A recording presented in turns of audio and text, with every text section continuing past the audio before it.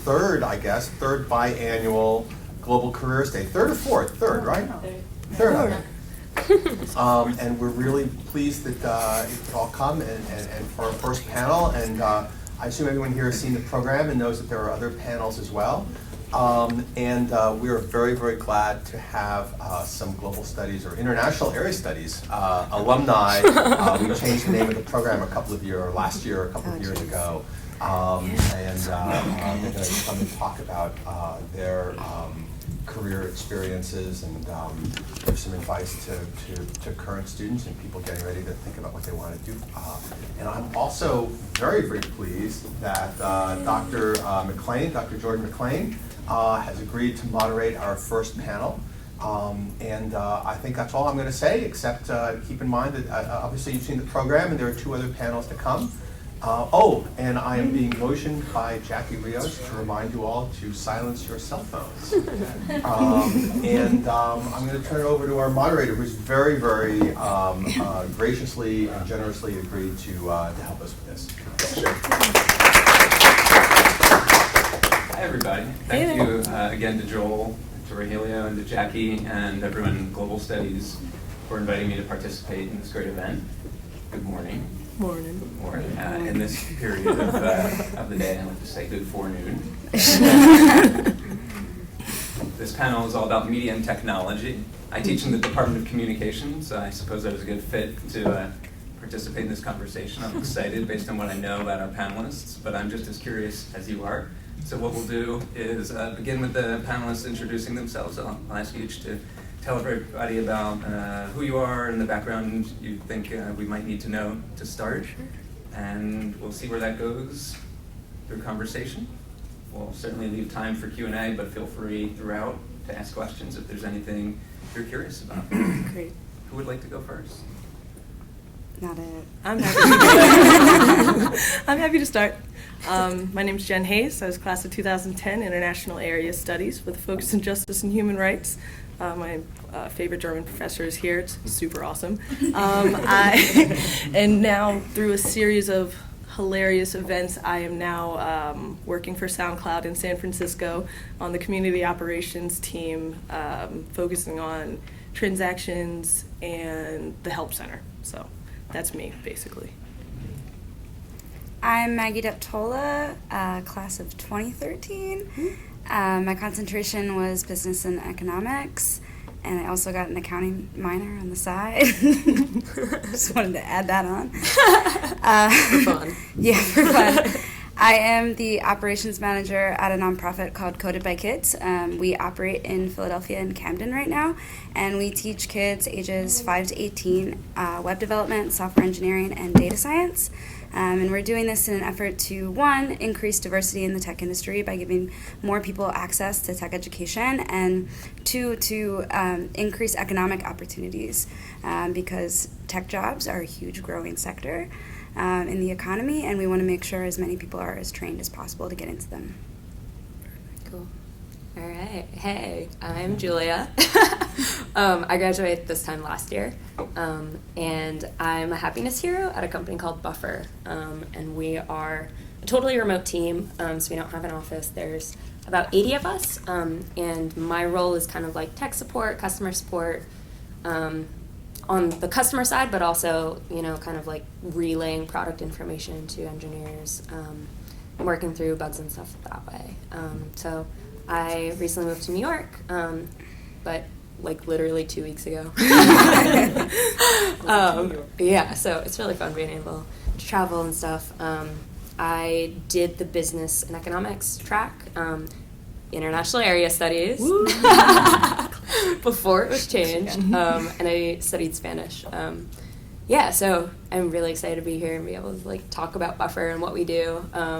We are like a tech company, but we're also pretty known for what we experiment with on the culture side. So we have some like kind of weird values and things that we do.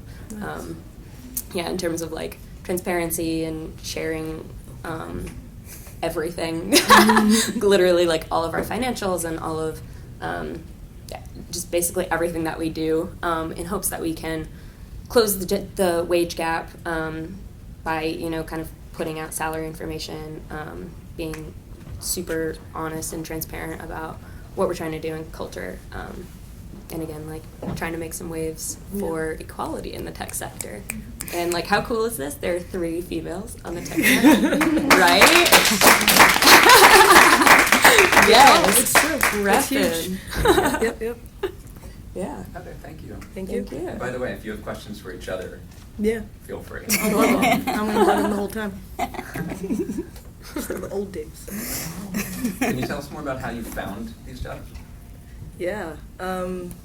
So my path was so funny.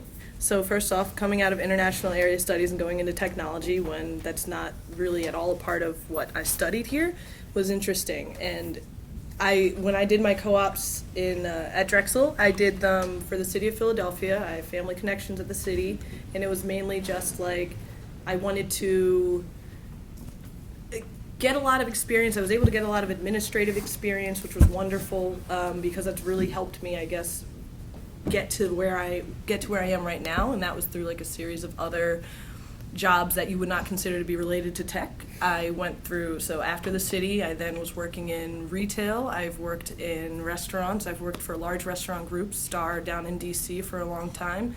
But I moved down to DC after I was working retail and restaurants to go work for a tech company down there running logistics. It was a mapping software company that was specifically building maps and making a platform for people to be able to build their own maps. So they worked with companies like Foursquare, they worked with a couple, like which is now Swarm.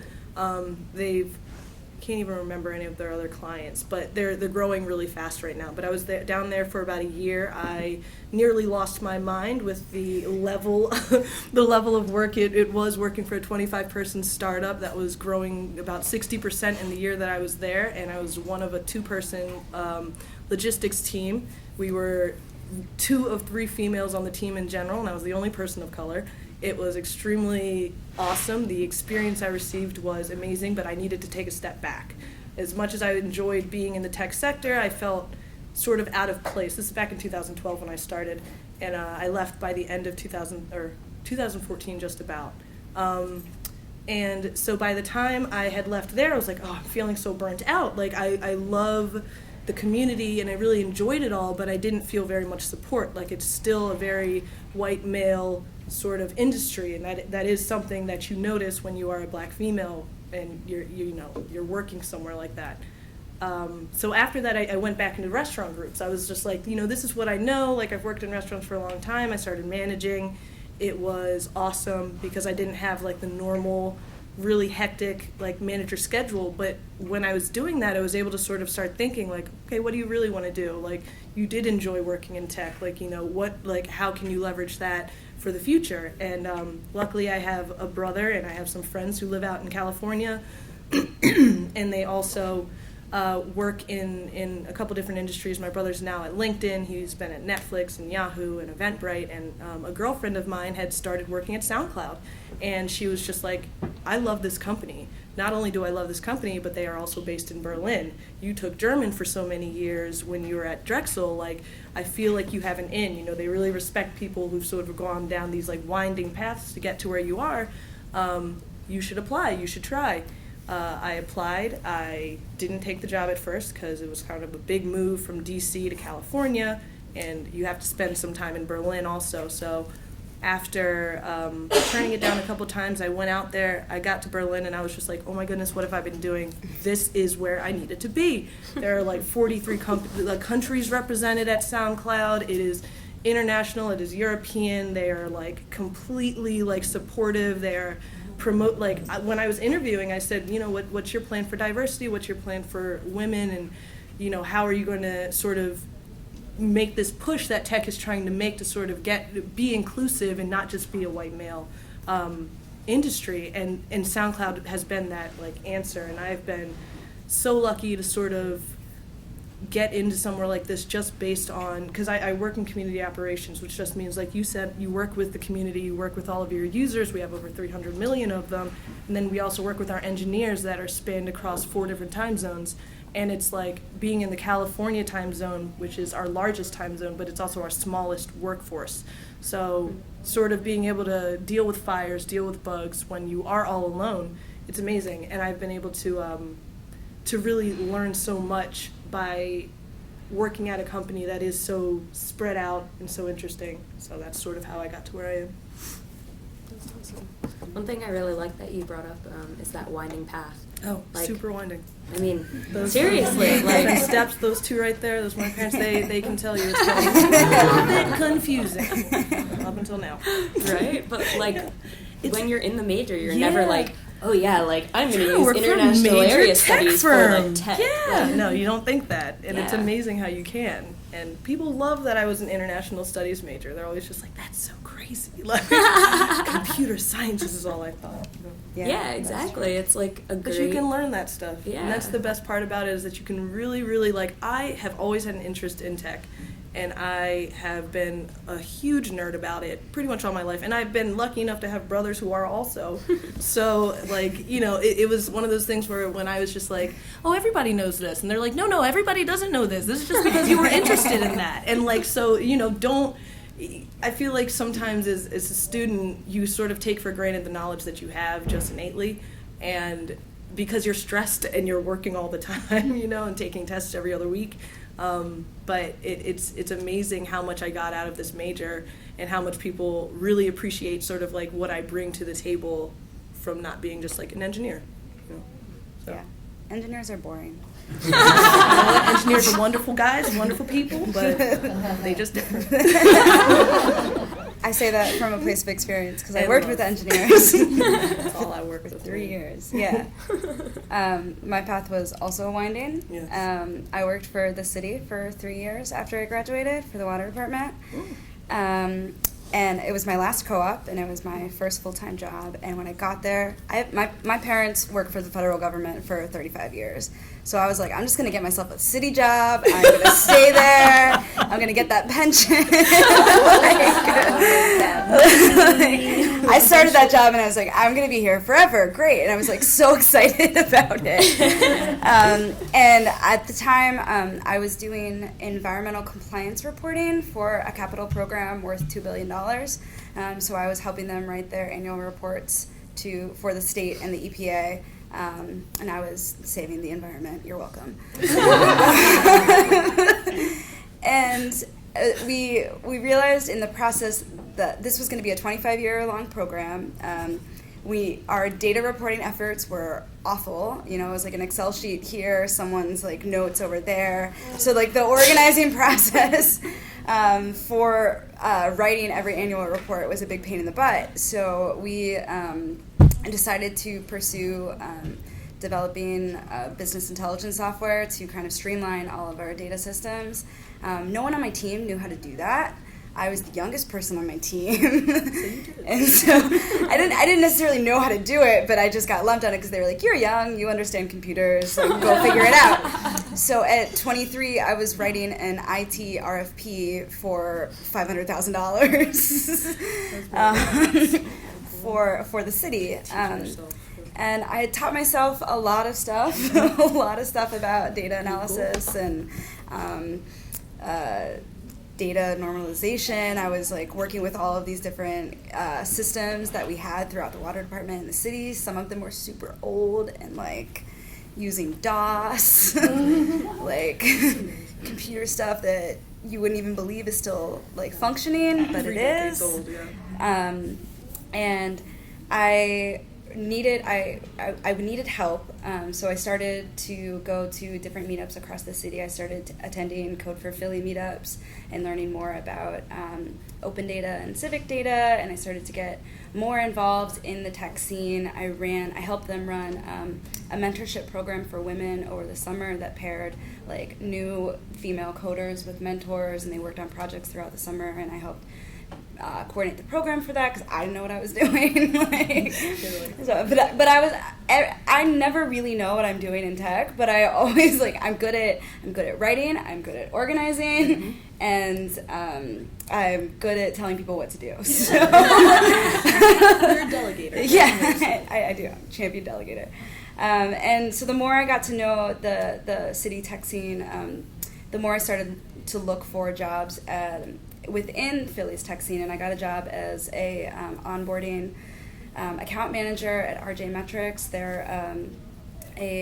business intelligence software firm that started in Philly, and they just got bought by a bigger company, Magento, which is like the back end of all of the e-commerce stores that you buy stuff from, basically.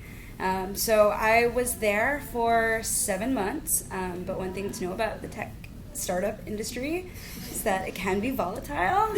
So one day I walked into work and they were like, surprise, if you guys have an email in your inbox, we're going to let you go. So they let off 30 people in a day, which was, I mean, coming from the city, for me, that was a huge surprise because at the city, nobody gets fired. So I was just like really, like I was shocked that like anybody could get fired. Nonetheless, 30 people at one time. But they gave me a great severance package, and I was like, I've been working for like since I was 15. Yeah. I'm gonna take some time. I'm gonna wander. I got my wilderness first responder certification. Like, I'll save your life in the woods. I just did a lot of other stuff. But Coded by Kids was an organization that was founded by one of my former coworkers at the water department. Her husband founded it. He worked in the tech industry, and as a black man, he looked around and was like, nobody really looks like me, so what can I do to help solve this problem? So he started running a weekend class at a rec center to just teach one student how to code, and like gradually the mom brought the brother in, and then more people came because they were doing cool stuff on the computers. They were using this computer lab that basically was untouched otherwise. And pretty soon he had like a full organization on his hands where he was the only person running it. And he had like a team of 10 volunteers that were helping him instruct. But he was at a point where he wanted to go out to foundations and get money and actually turn this into a full-time thing, quit his job, and he needed some extra staff. And I was like, I can help you. I don't feel like going back to working. One thing about being an IS major that I've always struggled with is it was really hard for me to like take a corporate job. Like, I'm a bleeding heart. Like, but my first 2 co-ops were nonprofits, and for very small nonprofits with like 5 to 6 people, and I just was like, I can't, like, you get burnt out so fast. That was my boss, and yeah. so I told myself I wasn't going to go back to nonprofits, and I'm now at a 4-person nonprofit. So, like, I'm not. Their life is wonderful. I'm right back where I said I was, but there was something about, like, working at a company where I was like, yeah, like, I'm doing something, like, I'm helping these people, like, analyze their data, but I'm helping them analyze their data so they can figure out how to like sell more candy to people. Yeah. And so that was kind of like missing for me. So I knew that whatever I went to next in tech was probably going to be something a little bit more social entrepreneurship targeted. And one thing that I like about the tech community, after coming from someplace where, like the water department, where I worked with only engineers, is that tech is so open to like, if you have skills and want to take initiative to learn, like, they just let you run with it. You don't need to have a computer science degree. You don't need to have a bunch of certifications and have taken a bunch of tests to prove that you're smart. Like, they give you every tech company I've worked for or organization is just like, let me go and try and help me if I fail. Yeah. So that's been really positive. And so, yeah, I've been at Coded by Kids for a year now. Well, a year and a half. Part of that was I was living off unemployment. It was great. It made my parents very excited. But in the past year, we have brought in over $200,000. Nice. So we're like working to get basically seed funding in order to run for 2 years. And we're now, when I started, we were in like three schools and 1 rec center. We're now in 3 different rec centers and 15 schools in Philadelphia and Camden. So we are growing and expanding, and I'm probably going to hit you both up for money. Yes. I'm always looking for people. My dad loved it. Shameless. Shameless.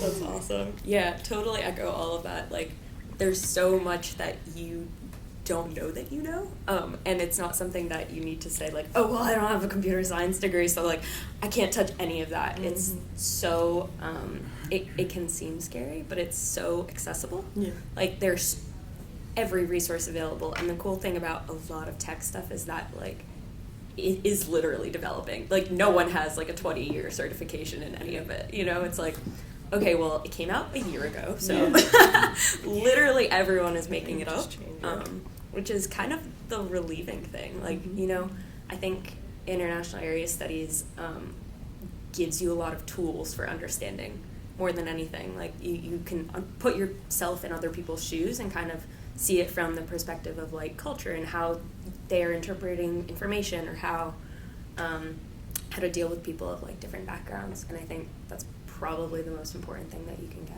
That's true.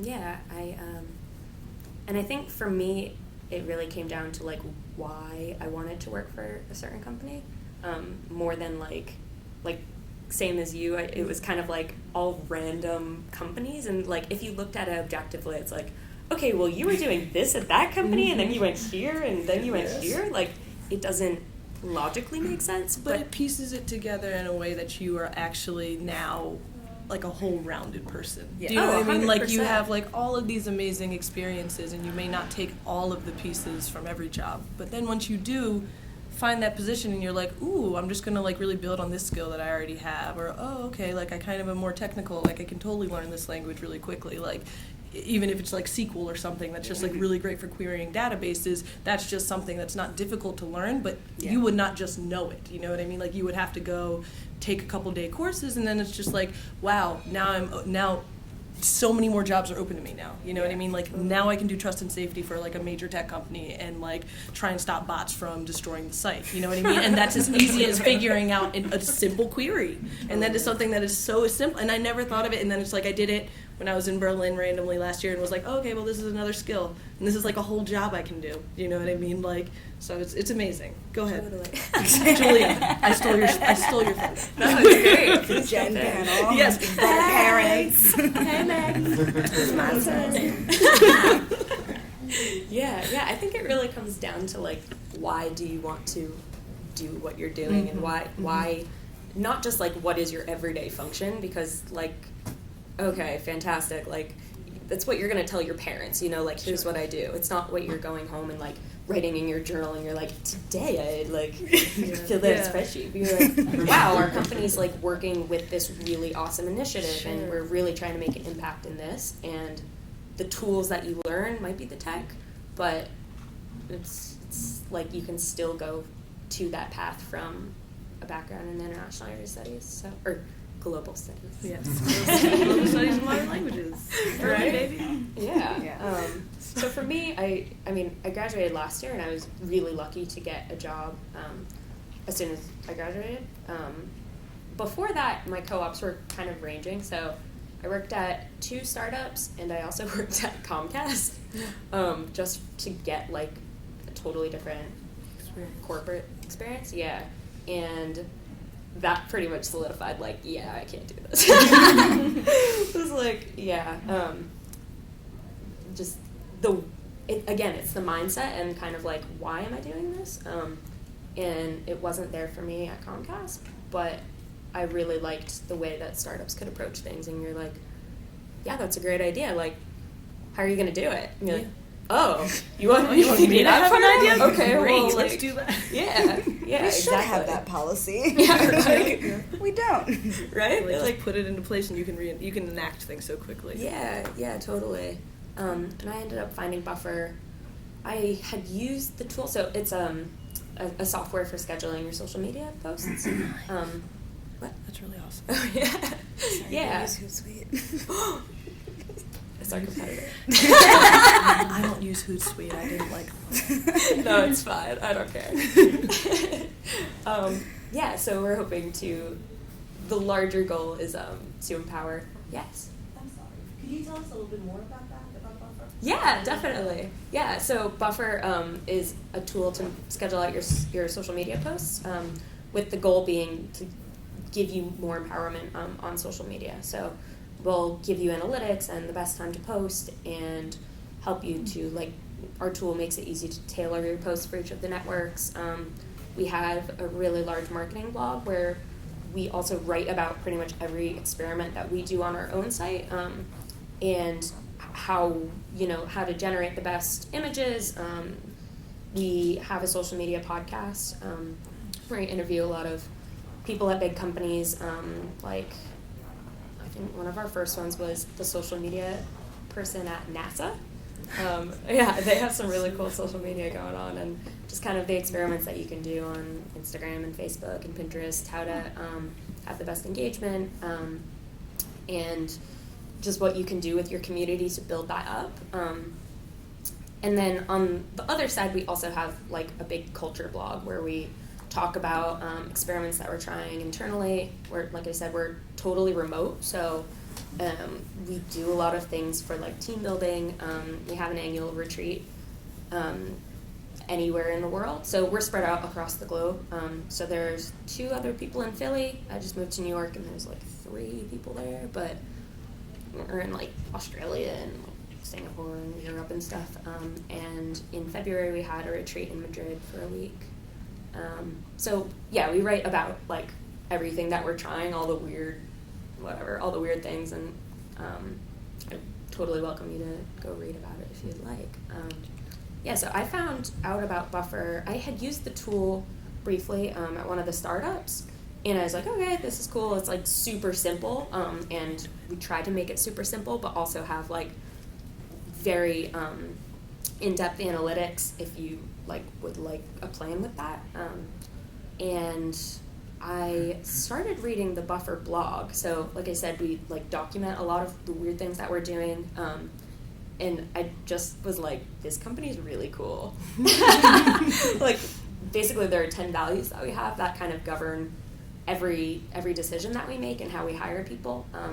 So what I also really enjoyed is that we hire people based on your values, with kind of the mindset that like we can teach you the tech, but we can't teach you to like be a good person. human. Yeah. Yeah. Culture fit. And it makes such a difference. Like It does. culture fit, but also culture like contribution. Like how are you approaching these problems, and are you going to be able to put your ego aside to just work with someone on a different team and not brag and say like this was not my fault, but kind of like be really humble and choose positivity and say like, yeah, well there's this really big issue, but we can get through it. It's okay. And yeah, I was reading the Buffer blog for a while, and it's funny that you mentioned Ariel earlier, because I knew her from my first startup that I worked with my sophomore year. The Philly tech scene is really Drexel. small. Yes. You Yes, it can is. easily find everybody in it. Yeah, right? Yeah, so I had worked with her like 3 years prior, and I was just catching up with people last year, so that's another thing I would totally recommend. It's just like keep in touch with everyone, talk to everyone. Yep. And I caught up with my old boss from that startup, and she was like, oh, do you remember Ariel? She just started at this company called Buffer, and she's a community champion. And I was like, that sounds awesome. I know Buffer. She's like, yeah, she's loving it. She literally like just started. And I reached out to Ariel, and she was like, oh, you would love this company. We also do a lot of like community stuff. So we have a Slack channel for anyone in social media and marketing. So I joined that Slack channel, and I just really like talking with people on the channel about like random stuff. I don't know. That I was just before you were employed by them? Yeah. Oh, that's Yes, a nice that was way to before. get Awesome. it. Yeah. Get in my we Slack have no channel. public Slack. If anyone's not familiar with Slack, it's A a chat tool. Yeah. Companies use it internally, but can also be more widely community-based. Yeah. So we have like an internal and an external. Women-based. So the internal is like everyone on the team, and that's like, since we're totally remote, it's like everything. We have like crazy amount of channels for like food and like water cooler channel, and I don't know, pretty much everything. And this external one, it's like, I guess some team members do use it, like from the internal team, but it's a lot of just people who are like follow along with Buffer, are trying to like replicate or experiment with their own culture, or just like to talk about social media and marketing and what's going on in that space.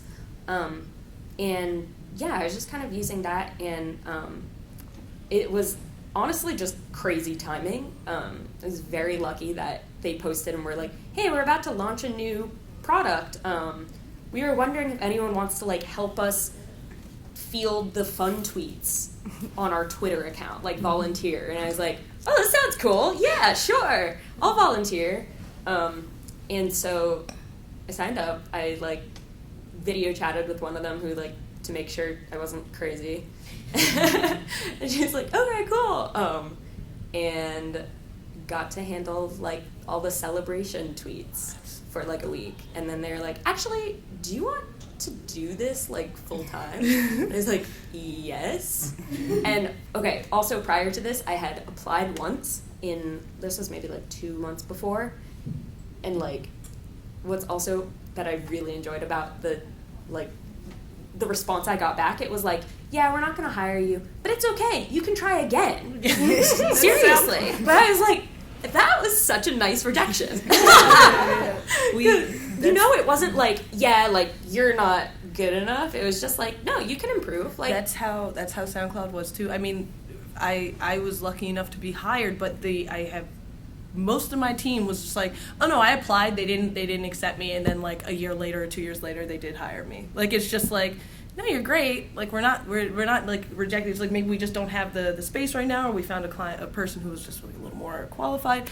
It's like, build yourself up, come back, look, we want you, we do. That's awesome. Yeah, there it's were such like an multiple interesting people on my but that team, is too. so unusual. Usually it's just like you get a rejection and that's it. Like Yeah. they don't, like you're no longer in their system, you're not in their mind. SoundCloud Yeah. is like, no, we hold on to all your information, you've interviewed with all these people, apply again, just tell us what you're doing new. That's awesome. Very cool. Yeah. I think that's one thing too, is like the companies that really speak to you. You're like, after I got that rejection, I was so like, I mean, I was disappointed Sure. and I was like sad, but I was kind of unfazed. Yeah. Like, how many companies are you like, I want to work with you so badly that like, it's okay that you rejected me, I'm gonna I'll come volunteer back. for know? you now. I'll do it You for know you. what I Yeah. mean? Like I'll do it for free, I was even like, if no, you I don't really want like what me. I really like what you're That trying too. to do. Yeah. Yeah. All right. And I think for me also, I actually applied for 2 different positions. So when I volunteered with them, I had an application pending for like a completely different role. It was for like customer success actually no, I think it might have been in marketing. Like it was kind of the mindset of like, it doesn't really matter like what I'm actually doing. I want to just kind of be working towards this initiative that I think is really awesome, and have these cultural values and like be at the space that I think is a really like good environment. Like environment matters so much. Yeah. Like your manager matters so much. The people that you're working with, they can make just such a difference. And I think it matters so much more than like you said, like, oh, I can learn this tool. I can learn like Yeah. this coding language, like whatever. The motivation it's a tool, is the people right? you work with, Yeah. honestly. Yep. I know that. So the Yeah. motivation for me is always the people I work with and the companies I'm working for. Yeah. I have 2 female bosses, and they are literally the two women I respect most, like, you know, because they are the people who just like make sure I'm good, like make sure I'm doing what I'm supposed to be doing. And on top of that, they know how to manage so well that they make me love the company I work for, which is a big part of a manager's part. I think tech does that well sometimes. Sometimes. Yeah, sometimes. We have like 6 moderators, sorry. Go ahead, Dad. What educational possibilities do the 3 of you see in your future that's going to allow you to expand beyond where you are? So, I know what you're saying, and so for me, that's like, it depends on what you want to do, right? Like, I can go back to school for finance, and I can go right back to SoundCloud and be like, I want to be on the payments team in New York. You know what I mean? Like, that's a possibility. Or I can say, hey, I'm going to take a part-time class. Like, so I've taken classes already while being at SoundCloud because they pay for a few of them. Like in Python, for instance, like I'd never done any coding in any sort of classroom environment. I'd done it on my own plenty, but not Python. Like Python was one that I was recommended, and it's a big language now that's being pushed. Java, Python, they're 2 that are always being pushed. And so I went to a female engineering school in SF, and that was amazing because one, I wasn't confident because I've been doing it on my own by myself, right? So I'm doing my own bits, and now that I was able to go meet a bunch of women who are also working in tech for the most part or want to work in tech, and they're like, hey, I don't know much about this either, teach me. And I would do that twice a week, 3 hours a night or something, and it was just like, you build your brain, and I could go back to my company and I can say, hey, I have this skill now, can you give me a mentor on the engineering team that would actually let me see how this would be applied to our back end, right? Like, see how I can actually apply this to a career potentially. If it's not at SoundCloud, it could be somewhere else. So like the education bit, especially when you work in tech, it's so funny. Like the fact that you have 3 global studies majors up here talking about how they work every day in a very global studies. yeah, like that, right? I'm here. I'm already on it. I'm already so like the fact that we're already like at, I'm not gonna call that a disadvantage, but you're at odds almost with the career itself, because you have not done a hard science or even like a more like, you just haven't done that I haven't done that in my past, but we are motivated, and these companies make you so motivated, and like the position, you see that there's so much available and that you can get into something that you would never, like I have friends who work at SoundCloud, or for instance, I wanted a good friend of mine, Chris, to be here, who works at Google. We were in the same major. He was a year younger than me. He went down to DC to work in securities because he was like, you know what, I'm gonna go to grad school, get a master's in this, and probably go into either nonprofit world or government. He'd been working at, I think, the Department of, I don't want to lie on him, state, but like something, I don't remember. But anyhow, he ended up going to meetups. He went to a few meetups. He was like, hey, I'm mapping drone strikes in Pakistan or wherever. Of course, Chris, right? He was just like, and I'm using this tool for Mapbox. The CEO met him and was like, you are borderline genius. Come like play with us. Like, come intern for us while you're in school. And after that, he ended up dropping out of Georgetown, but he started a huge career. Like, and that was when he had no idea what he wanted to do. He decided, and now he writes algorithms for Google to remove clouds from satellite imagery that give us all of our satellite maps. So you can thank Chris for 30 years of mapping clarity that you can now look up online. It's absurd. But he was a justice and human rights major here who never did anything with computers until he was like, yo, my brain, like, it just thinks like this. And that's what you just kind of do. You're just like, oh, like, okay, now you're doing big things at Googs. Like, you know what I mean? It's so cool. But anyway, thanks, Dad. Thanks for the lob question. But Tell ladies, us a little bit more about what skills you learned through your degree and Yeah. what other skills you had to learn along the way. yeah, for sure. What do you think? Yeah. Would you talk? I mean, my role is completely customer facing. So, like, how many horrible support experiences have you had?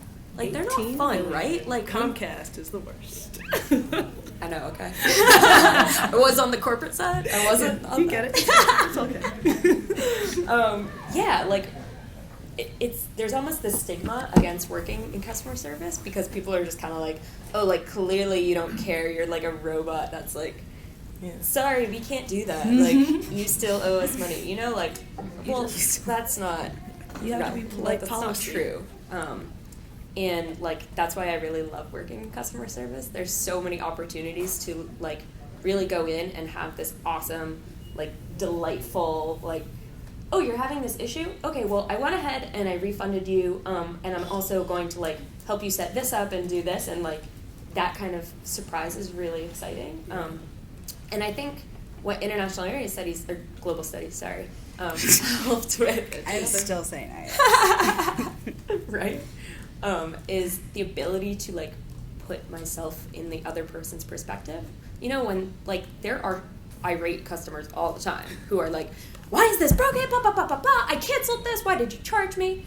And, like, being able to not react in this, like, super defensive and, like, oh my God, why are you yelling at me kind of thing. But you're like, oh my God, like, I can't imagine how horrible this is for you. I'm really sorry. Like, legitimately, like, honestly, transparently, like, I want to help you. Not just, like, it's my job to help you, but, like, Even sometimes that's not enough. yeah.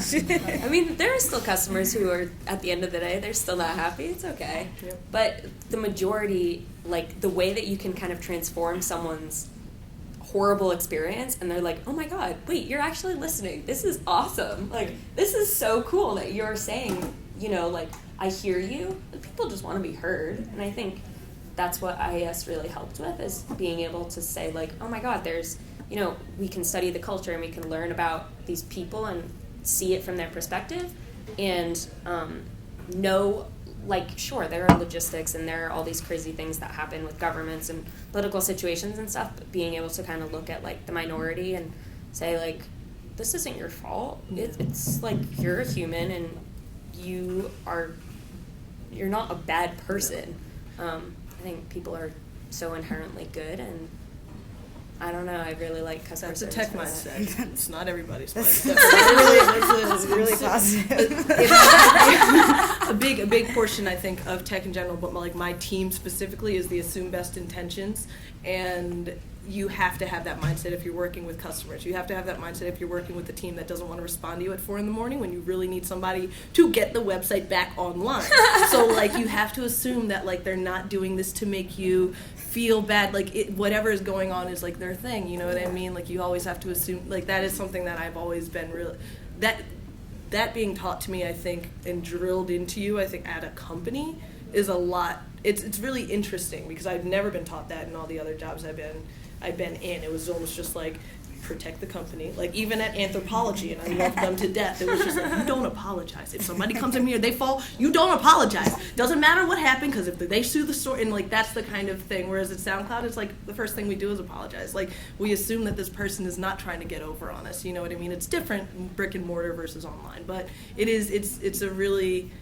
That is a big part, I think, of the mindset. I mean, maybe Uber is the exception, but like most of the other companies, like Google, like they really do their best to be like, you know what, we are striving to make this world a bit better, and we might be doing it in what seems a superficial way, but like, you know, we all have our own initiatives, and we're all trying to move forward at the end of the day, right? Like, so, I don't know where that was coming from. Yeah, here's that. There you are.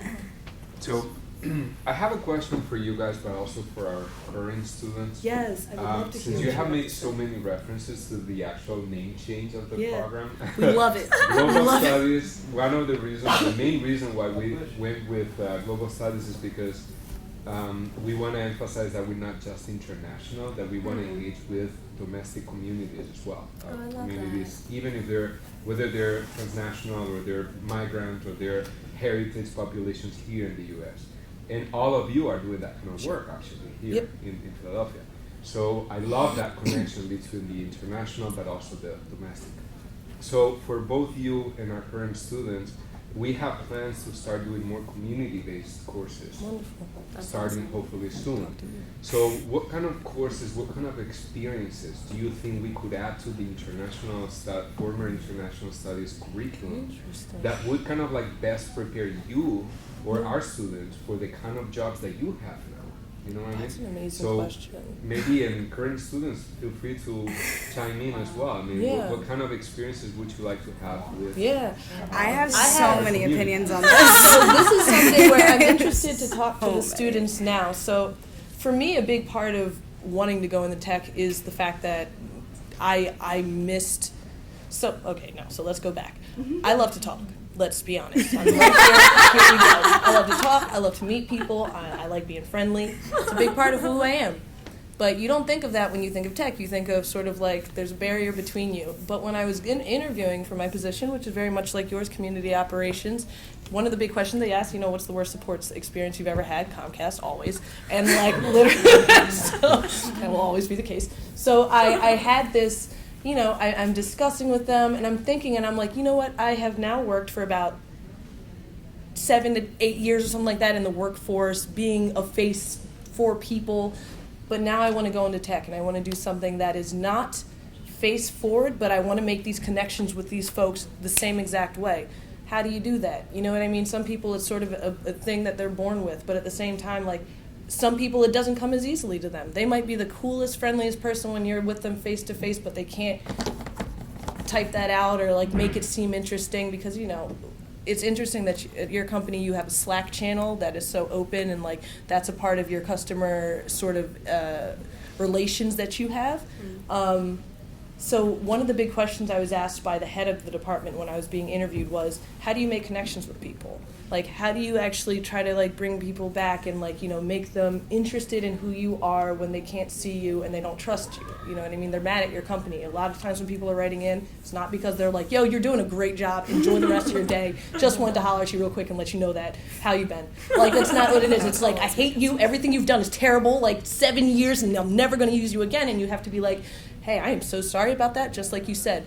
That's a course that would be really interesting. And the fact that, like, I don't just deal with Americans. I deal with people from all over. And, like, I have to deal with people who have language barriers, and I have to deal with communicating with people who I am trying to give very technical explanations on how they need to improve themselves, their lives. Why should you pay me XYZ amount of money every month if this isn't working for you?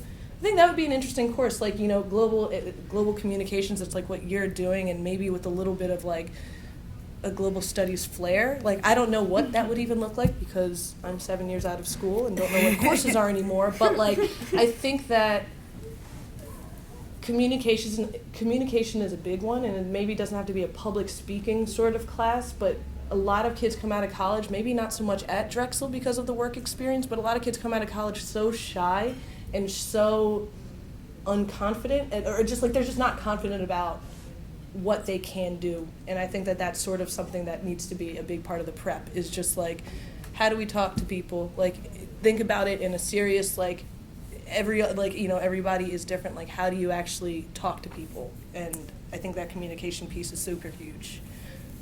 Yes. So as a nonprofit that is constantly seeking volunteers and always looking for help, we've gotten contacted by a lot of other university programs, and I have opinions on all of them. I am never going to let a Temple News reporter interview me ever again. It's just like, they're... Spill that tea. Yeah, sorry. Happened twice, and she recorded the conversation, so I don't even know how she got it so wrong. Sorry. But like Temple kids, Penn kids, like, what I've always valued about Drexel is Drexel tries to have their students have real experiences with organizations and not just some like 6-week special topics course or a semester-long project. Like, going into a small nonprofit that really could use the help and you could do something real means that you have to make that as easy for that nonprofit to like take you on as possible. So a lot of, you know, corporations do this, universities do this, they want to work with you and they say, can we do a one-day event? And you're like, well, we run weekly programs. Like, a one-day event is a hassle for us to arrange. And like, what's the purpose of it? Is it there to make you feel good and feel like you've done something for the day? Because what our kids need are regular commitments from people, because you might be the most regular person they have in their entire lives. And that's what some of our instructors are. They're there every Thursday in our rec center classes, and they're consistent, and the kids notice when they're gone. So there's, in terms of creating courses that get people involved more, like, I personally would, I'm going to pitch this, you guys tell me what you think, like, and what they can provide. Like, we have a curriculum that we want to be able to teach throughout the city of Philadelphia. We've started working in other neighborhoods, Hunting Park and Northeast Philly. There are large immigrant communities. So now we have half of our class are either English language learners or Spanish speakers. And so my boss is trying to teach them how to code, and he's using Spanish that a Mexican girlfriend taught him 10 years ago. Having, you know, a group of IAS students that are learning Spanish come in and help us, you know, translate our curriculum and define and talk about ways to integrate with these communities, that would be really helpful for us in the short term. But it is, I think, I guess for the purpose of a university course, it does have to be standardized to some extent in order for you to like roll it out from quarter to quarter. But finding ways to really like engage with smaller organizations, not the United Way, it's not the Big Brother Big Sisters, because a lot of Philadelphia organizations that are having the most impact maybe only serve like a 10-block radius. And so going to those organizations and providing them resources and like a project specific, like doing a needs assessment and say, what can we help? Do you guys need a social media strategy? Like, fine, we've got some people that will teach you how to use Buffer and develop a whole social media strategy for you, and how to like amplify their presence. I mean, their universities have so many resources, and a lot of these organizations are doing a ton of stuff with nothing. And I would also say more connections with schools and the public schools, and Kate can probably speak to this too, because she's single-handedly trying to pick up school and carry it and drag it into the 21st century. But like Philly public schools have such a bad rep. But anytime I walk into a Philly public school, doesn't matter where the neighborhood is, there are people there that are care and they are doing the best they can with basically nothing. So finding ways to support them in that effort and to give them something, there is nothing better than telling a school principal that you're giving them something for free.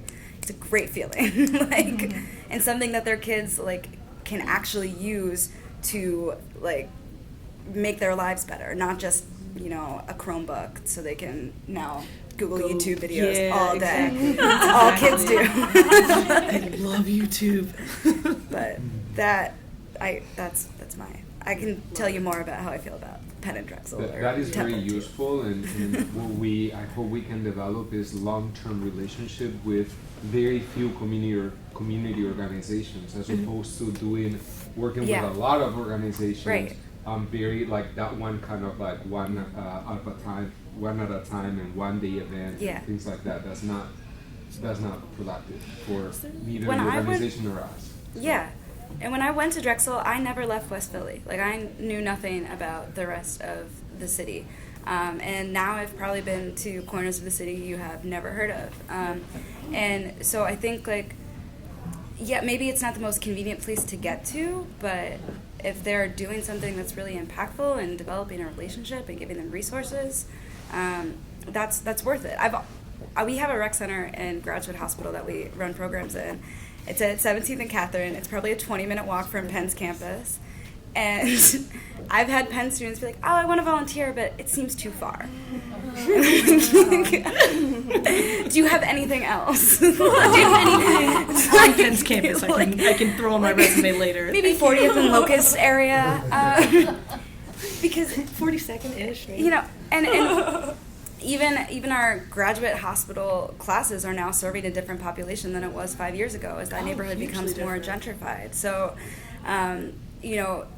those areas on the fringes are the ones that need the most help. So, when picking organizations to work with, not centering it in the immediate surrounding area. Sure. Though there are a lot of great things happening in Mantua, Palatine Village. What about an aggregate or something that kind of aggregates all the nonprofits by neighborhood? Is there something like that the city has? It's like a Code for Philly project. I would actually be super down to do something like that. That would make sense, and it's something that you can hand to a university and be like, yo, guess what? You have all these things within the radius of your university that I'm sure people are aware of, but maybe don't know how to approach. And that is something as easy as a SQL query. I can't speak more. It's just seriously, there's so much you can do with very, very minimal knowledge in tech and coding. Or if you want to create more opportunities to combine IAS skills and tech, there are so many nonprofits that don't have any web presence whatsoever, which is killing them. That was my first start, But honestly. computer science students in college probably don't know how to talk to people yet. And maybe never will because they're computer science majors. So aligning them with IAS students to do the client interviews and talking about what the web layout should look like and what functionality they want, and pairing that with computer science students that want to actually build the front and back end of whatever they're building. That's also a way. I wonder if Code for Philly could integrate somehow, because they have Code Their for Philly executive director is a Explain Drexel what Code grad. for Philly is to people, I guess. No, Dawn. Oh, Yeah. So, It's just a sorry. little- Well, it's still at Chris's Let's do office. some Code for Philly is what she does, but for the city.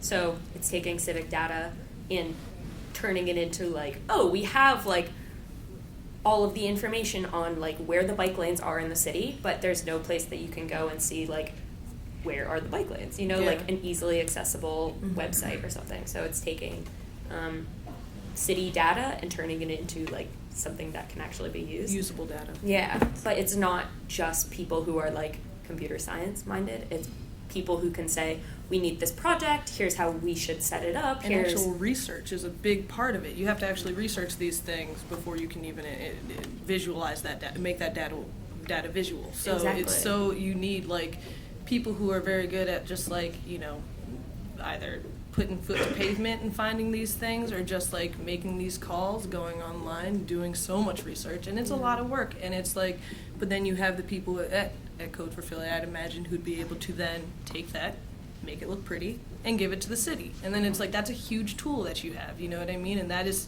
and it's, I feel like, so I live in San Francisco now, and there's so many small startups that do things like this, and they're not very connected, but they have this like mindset out there that it's just like, get the funding, get the money, put it together, get a couple smart people, you can make it happen. And so you'll have all these like amazing little companies that pop up that are just like the Girlfriend Collective, and they were just like, hey, we want to make really awesome things like spandex for women. It's going to be like a one-off, but we know this technology because here's this person in fashion, here's this person who loves textiles, knows how to make them really awesome, and here's the person who knows how to market it online. And it's just like, that came out, they were charging $20, and they were like, yep, this was our first run, couple months, and then they're gone. It's just a bunch of women who are just like, we know how to make the internet work for us. And that is like something that you can do, and obviously that's fashion minded, but at like the same time, that is something that you can do. It is not impossible to just, and like you two women here doing these amazing things in tech and having all these amazing connections, like, and then you have all these other beautiful people here who are interested. It's, You know. it's really exciting to hear how different your stories are and how Yeah. different your paths are, even though you started in a similar place. And it's a testament to the fact that even though IAS or global studies degree is flexible, Yeah. there's still so much value. It depends on how you want to apply it. Yeah. And it's similar in communication. Communication degrees are a flexible degree. Yeah. It all comes down to how you want to adapt and apply what you've learned to your interests. And it's really exciting to hear how you found different ways to do that. Yeah. We have 15 minutes left. Let's keep going with some audience questions. Any others? Hi. Thank you all for speaking. You're doing an amazing job. Thank Loving you. it. All right. Quick question. Well, not really quick. So all of you talk about certain skills that you feel like you've taken from the major, like intercultural communication, interpersonal communication, networking, speaking to people. And I was wondering, how did you market yourselves to be able to get into this field where you keep saying like, oh, it's such a jump from what I was originally studying? So what did you feel like you needed to highlight in your interviews or on your resumes to market yourselves to be attractive to these types of startups?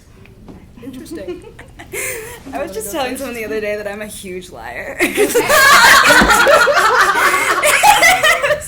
I'm so good at saying what people want to hear in interviews. So you're thinking more interviews versus resume? Are you Yeah. emphasizing the truth on the resume? 'Cause that's what they teach us here. Yeah, no, Not I don't. emphasizing I the would. truth, just resume building. No, I'm not a liar. Like maybe like a white liar. But generally, when I market myself, because my experiences are so varied, from nonprofits to a city job to startups, I basically say like my main skill is hustling. Yeah. Like I am a generalist, and if you need something done, I will figure out how to get it done. That's what I've always. Companies love hearing that. That's what I've always done. You can ask Kate. My transcript, like I might have graduated with an IAS degree, but there were some engineering classes on there. There was like a GIS course. I took a bunch of grad econ courses. I was just trying everything and figuring out what I'd liked. And so when I'm in an interview and I talk about like how I would tackle different problems, there's always like a research component. Like I might not know this, and that's not gonna faze me. Because I've jumped into a lot of different jobs that I didn't know. I knew nothing about environmental compliance when I started the water department, and now I can tell you all about stormwater, defective laterals. I can tell you all about the water department's basement backup programs. Like, I got you. So there's, I guess, and I don't know if I always tie it back to my degree. That's probably my starting point, because they're like, oh, you have like an international studies degree, how did you end up here? And I'm saying like, well, it was essentially a liberal arts degree. I learned a lot of different things, and it's helped me I've been exposed to a lot of different things throughout my career, and that's why I'm helpful to your staff. Because maybe I've come across it in another job, or maybe I've approached a similar problem and know how to tackle it from this angle, and we'll learn how to tackle it from another angle. And then you learn some buzzwords so you sound like you know what you're talking about. Go ahead, Stephen. Okay, hi. So I just want to say real quick that Julia, the NASA Instagram account, is by far my favorite. That's awesome. But also, so I'm a senior, I'm a fashion design major, but I will be starting to interview, and as an art student, your work kind of speaks for yourself, and then you get the interview. Sure. So I'm new to that, and I feel like I freeze in front of people, although I feel like if we were just getting coffee, I could be okay, but like the whole like interview, what do you recommend? These are personal skills, because I just do work, I'm not. Yeah. So for SoundCloud, I did 9 interviews. Oh my God. And they were with people. Yep.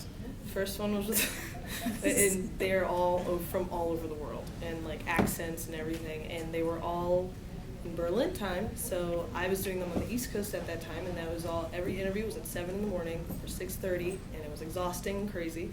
But what I learned is that one, the person who's interviewing you is often very interested in who you are, and they are not trying to be, especially like depending on the company you're going to work for, they're interested in who you are. They're not trying to be cold. They're not trying to be, calculating and mean. They really do want to find out how can you help us, and like how can you grow in this company, right? Like that's what they're trying to find out. And so if you enter the interview feeling, one, confident in what you know and who you are, and 2, understanding that you are both coming from these positive places, I feel like that just helps take off so much of that burden, that anxiety that you build, that tension that you feel the night before, that like, you know what I mean? Like for me, deep breathing exercises, because honestly, I think when you start to feel super tense and you go in there and you're like, oh my God, I'm shaking, and then your voice is shaking when you're doing it, you need to nix that, because this is a company that you were interested in, you want that job. And if you go there feeling confident, I went to apply at Mapbox, which was also called Development Seat at the time. The position I was applying for was an internship. I had one phone conversation with the woman while I was in San Francisco. She was in DC. We had a really nice conversation for about 30 minutes. She asked me some questions. I did my best to answer them the way I thought she'd want to hear them on the phone. Didn't ever see her face to face. And then she emailed me later and said, we want to make this into a full-time position, not an internship, based on a phone interview, because I think sometimes if you just try to, you know that you know your stuff, right? Like you know the position you're going in for and all these things. And I think it is literally a level of confidence and a level of preparedness within yourself, because you're an artist. Like, yes, you do this. Like, you're good at this. You know what I mean? You just need to go there and connect. And that is like a big thing. Connect with your interviewer. Like, connect with that person. We are all weird and awkward, but guess what? Like, we all just want to like look at somebody in the face and be like, I know you, you know me. Let's just talk and make this work. And that is the way I approach it. Maybe that's not very like technical, but I feel like it's a very, it's entering it calm, entering it confident. That's how I always go about interviews. And I think I end up being able to like think more clearly and speak more clearly. Yeah. I would also say that in general, if I'm nervous about an interview, I come up with a list of questions so I can kind of dictate the interview more. And so then I know that at least part of the conversation, I'm gonna just be listening. Like, I'm not gonna have to be coming up with all of the answers. And that also shows that you've researched the company. Like you've looked through, I know nothing about art, but or fashion jobs, but you've looked through their latest lines or something like that, and you want to know how, like, you're genuinely interested in who they are, which sometimes helps reduce the tension of like the intense pressure you feel from like someone staring you down, trying to figure out who you are. I'm a pretty straightforward person, so I'm always up front. So I'm like, I'm sorry, I talk really fast when I get excited, or oh, I'm a little bit nervous right now, so if I say something weird, that's probably why. And that also breaks the ice, because it makes you human. Like, nobody wants to have you in an interview and like tear you apart. Like they're trying to figure out if you're right for the company, and if they are trying to tear you apart, like don't work for that company. Well, unless you're like in law or something, there Yeah. shouldn't be anything like that. Totally agree. Yeah, like approaching it with some vulnerability and positivity that like they're not trying to like trip you up and like, you know, they're not like, oh, like I have this interview coming up, like I'm gonna get this one. right? They're like, no, we legitimately like are interested in you and want to hire you. Yeah. Like we just want to make sure we're on the right path, and like it's okay to go into an interview and be like, oh, like actually this company isn't what I thought it was. Like like I think you need to go in interviewing the company too. Like it's not just, oh, like I heard it's like my dream company and it's ideal, and like, and then you go in and you're kind of like, maybe I didn't get the best feeling, but it's a job. Like it's not gonna work out, you know? You need to kind of be honest with yourself and like approach it with that, again, the confidence and the vulnerability and like that you're a human and they're human, and like yeah, that's it. At the end of the day, Self-deprecating and just like super confident. It's a weird combination, but it works. It is. Here's a question in the back. Yeah, go for I it. think that might be the last question. Just if you could briefly just state which language you learned here at Drexel and how that has shaped you either professionally or, you know, just your character or what have you, or even how it's helped you to get a job. So, Yeah. My best friend Simone's sitting in the front table here. I will always mess with her. She was my German professor. I took German when I was here. I took Spanish when I was younger. I took it till I was about 15 in high school. And then I was a BS when I started here. I was in history and politics when I started. So Simone was not in the picture until my sophomore year. And then after that, I took German. I adored German. I never got to go. In 2013 was the first time I actually went, and that was to Munich. And then I started working for a company out of Berlin in 2015, and that was like, they saw German on my resume. I am a black female from Philadelphia. Has a million different things in her past, and all of a sudden they were like, wait a minute, you speak some German? And I was just like, yes, I do. I know this company is completely in English, but hey, I can come to Berlin and fit right in. It was like, that was so cool. Like, that was so cool for them to be like, we don't even have that many German speakers in the actual German office. Like, this is great. So, thank you, Simone. I took German in elementary school all the way through high school. So when I got here, I placed too high to actually graduate with enough German credits. It was like you could take 3 classes and then 21 independent studies. I was like, okay, so I'll pick up another language. So I added Russian, and I studied abroad in Russia. And I think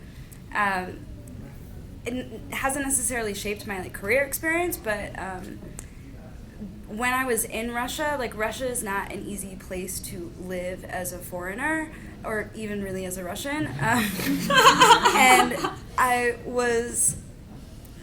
the language is really tough, and the culture is just completely different. And at the time, I was like, I'm gonna work for the State Department, or I'm gonna be an international aid worker. And I was passionate about all of these issues, but then being in Russia and struggling with the language and struggling with the cultural barriers, it made me realize that there are problems that exist in Russia that also exist in the U.S., and I'm probably more valuable working on them in the U.S. than I am in an international environment where I have to battle things like language barriers and cultural barriers. So that mindset influenced my return to nonprofits and wanting to say, or what I did after graduation. And now my sister lives in Mexico City, and I live in a very Hispanic neighborhood, so I'm trying to pick up Spanish. It is so easy compared to Russian. I just make up words, and they're close enough. I'm so surprised. There are so many homophones. But I in general want to work with Spanish-speaking communities in Philadelphia, so I'm going to continue to learn Spanish. But ultimately, when you learn a language, you learn some humility, because when you're starting to learn a language, you're ridiculous. Your mouth feels funny, you're saying stupid things, you don't know how to make a sentence work, And so you learn to have fun in an uncomfortable situation, and I think that can be applied anywhere. I love that. So good. That's awesome. Oh my god. You with my 101s. Yeah. What did you? I studied Spanish. The Good easy one. stuff. Yes, sir. It's so easy. Compared to English, yeah. That's awesome. And I studied abroad in Spain. I did the program that was like classes and an internship. So I worked at a human rights federation when I was there in Madrid, and was doing like translation stuff for them. So it was a really cool experience. Like I was also there during 2013. It was like the really horrible economic crisis in Spain. So it was really cool seeing like that perspective of people who were working as well as students, as well as, you know, like getting kind of both sides of the coin. And for my job, I mean, I think again, it's kind of that humility and that like being able to put yourself in other people's shoes and just like knowing that there are a million different ways to say the same thing. And like having the understanding that like we could be saying the same thing completely different ways, and you have a different way of expressing yourself than I have a different way of expressing myself, and like it kind of goes back to the like someone is really angry writing in like, okay, well you're expressing yourself like in this mean way, but Just be their second language. right? This is not a lie or a joke. That is a thing. I've been yelled at in all caps and been like, oh, okay, you're Russian. Like, this is just like for some reason how you're talking to me. It's fine. And then they'll be like, have the best day. Thank you for everything. And I'll be like, oh, okay, now we see each other. All caps right back. Yes. Yeah. Not a problem. Yeah, like just being able to match other people's tone and the way that they're expressing themselves is like, you can get so far with people. It's amazing. I know we're out of time, but before we wrap up, I saw that maybe some student had a question. Oh yeah, any here. student, Do you please. wanna- Talk to us. Did I see a hand there? She was writing a note. It looks Oh, like. okay. I'm sorry. How about we use that as a chance to break and if anyone Oh, yeah, has questions just come for our up to us. panelists, you can take Come them holler on at the us. I drank Talk to so them much during the liquor. break. Thank you so much.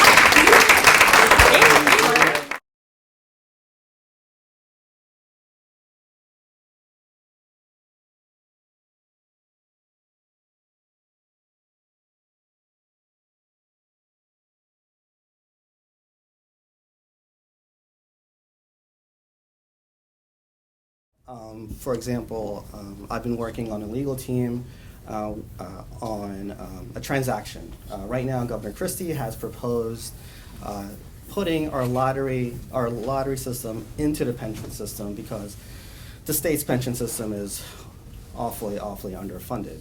And so this is a way to kind of bolster the pension. And so that is a whole host of legal issues. So that's been very challenging and also very exciting to work on.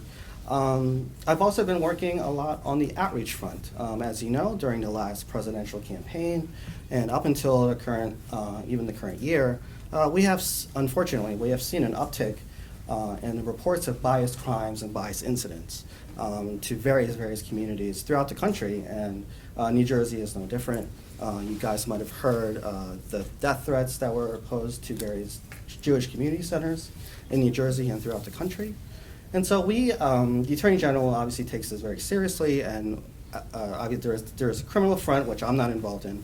But on the outreach front, we've been going to various communities throughout the state of New Jersey, a lot of, whether it's faith-based, whether it's culturally based communities, and just making sure that our relationships are intact, that community members know that if anything were to happen, they have our number. They can call us, and God forbid anything bad were to happen. And so that's another aspect that's been unfortunately taking up our time in recent days. And so I'll probably stop there. I could go on and on, but I think it really is. I've been in this role for about 5 or 6 months right now, and it's been pretty exciting. So every day is a different day. Okay, great. I'm sure we'll have plenty of questions for you. And so, Tim? Hi, so I'm Tim Boom. I've had a little difficulties with allergies, so if I start choking up and my eyes start watering, I'm not sad or anything. I just need to take a sip of water. Hopefully everything will go okay, though. So I work as a business development specialist at Catholic Relief Services. CRS is one of the largest INGOs in the world, have about $1 billion of revenue, which for a nonprofit is pretty significant. It is the main arm by which the Catholic Church helps people around the world. It is not a religiously focused organization in the work that it does, which is something I always like to clarify. We have many Christian staff, many Muslim staff, probably more Muslim staff than Christian staff, many atheist staff, and so on. So the work is entirely humanitarian, focused around agriculture, health, microfinance, primarily in sub-Saharan Africa, but we also have a significant presence in Latin America and Asia as well.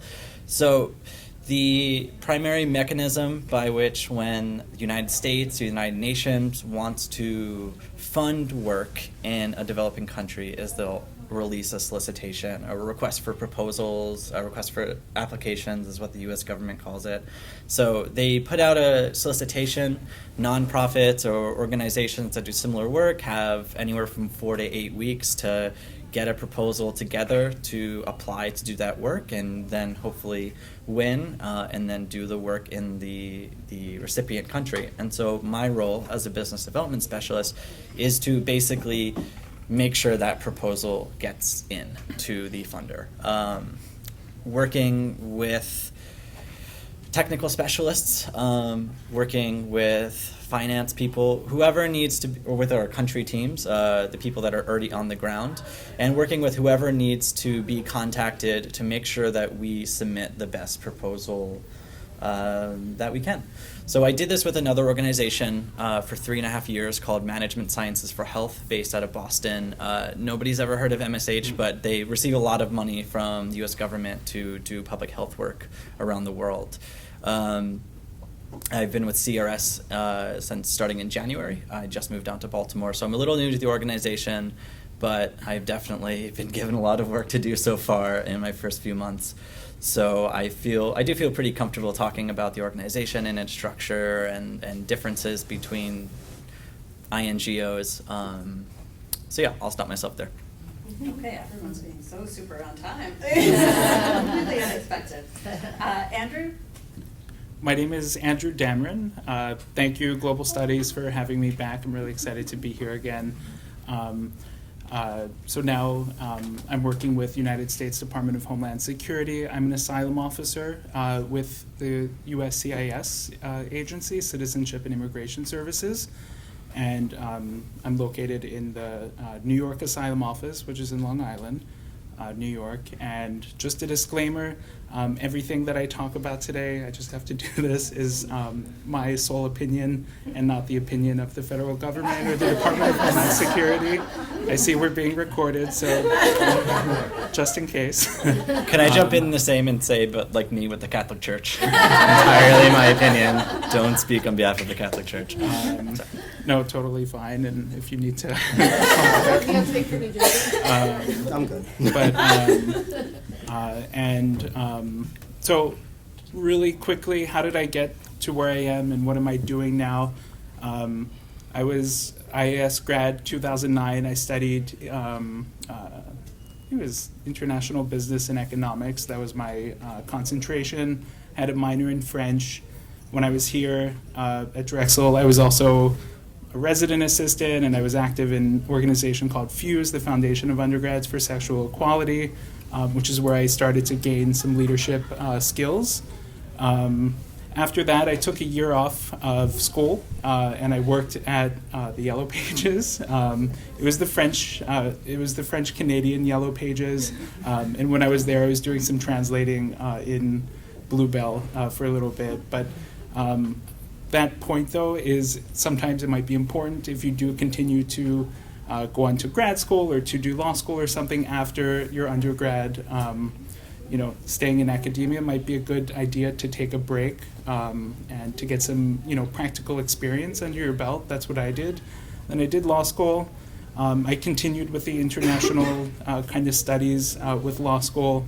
I studied abroad and worked in China for a little bit while I was in law school, and also had the chance to work in Belgium while I was in law school, and then also did like a little study abroad thing in Cuba, which was good. Loved it. And after law school, actually during law school, I realized that I wanted to work in immigration. I wanted to work kind of at the crossroads of international human rights and LGBT issues, and that's where I found asylum law, and I found out that in that practice I could help LGBT folks who are afraid to go back to their country. They're afraid that they'll be attacked or killed or whatever. I thought that was really interesting for me, and so I sort of found a career while I was going through my studies, but immediately after law school, I went to Thailand and I worked with refugees for 6 months in Bangkok, helping them get legal services to get recognized as refugees with the UNHCR, that's the UN Refugee Agency. And immediately after that, came back to the US, stayed in New York, and I was working at a really small law office, doing asylum law, helping asylum seekers get their asylum status in the United States. And then after a couple of years of working there, I joined Homeland Security in at the New York Asylum Office, which is where I've been for the last year. And in my job today, I interview refugees. That's my job. I interview people who come to the United States and they're afraid to go back to their country based on their race, religion, nationality, political opinion, or their membership in a particular social group, which can mean a bunch of different things. But so my job is to sit down, talk to people who are afraid to go back to their country, and make a decision on whether or not they can stay in the United States. So I'll leave it at there, and I'll be happy to take questions later. Fantastic. And Krishna? Hi everyone, I'm Krishna Rami. My name tag keeps falling off, so don't mind that. I am an analyst in the Mayor's Office of Public Engagement, so I can briefly tell you a little bit about that. So we like to think of ourselves as like the social justice arm of the Mayor's Office. So we oversee various offices and commissions. The Office of Black Male Engagement, which houses the Mayor's Commission on African American Males, along with President Obama's initiative, My Brother's Keeper. Then we also have, I'm just going to leave this here. We have the Women's Commission. We have the Youth Engagement Office, which houses the Youth Commission as well as the Millennial Advisory Committee. And then we have other advisory commissions as well. So the Mayor's Commission on Asian American Affairs. And then we're going to be starting up a Latino Affairs Commission eventually, so don't quote me on that. We still need to talk to community members and figure that out. And then also an Interfaith Civic Affairs Commission. So my role as the analyst is I'm kind of a liaison between some of the advisory commissions, so the Mayor's Commission on Asian American Affairs, and then I've been working with the Millennial Advisory Committee, which just started up in February. And then apart from that work, I'm also the vice president of the Philly chapter of the National Organization for Women. So I got my nonprofit take from that. And so with that, we've been really changing our board and our membership and trying to diversify it and just be relevant to what feminism means and to be intentionally intersectional.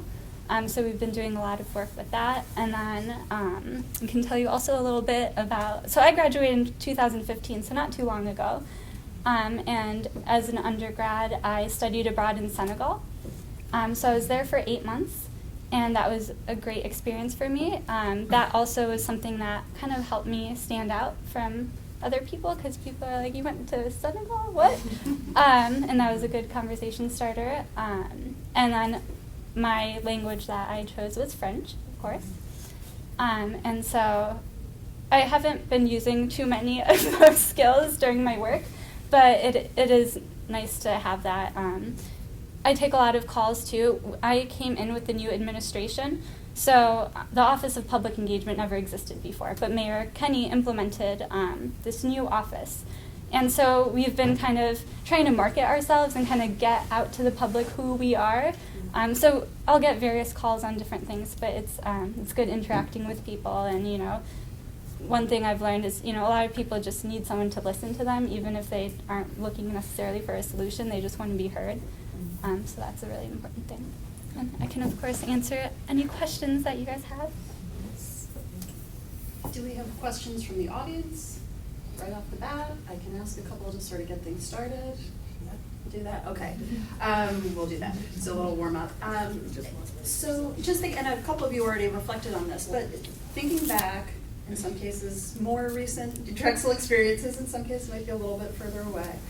But maybe reflect on some of either the personal or the academic experiences you had at Drexel that you thought prepared you for your career, or things, what could you tell our students now? What are things that you wished that maybe you had done, you'd taken advantage of while you were an undergrad? I can start.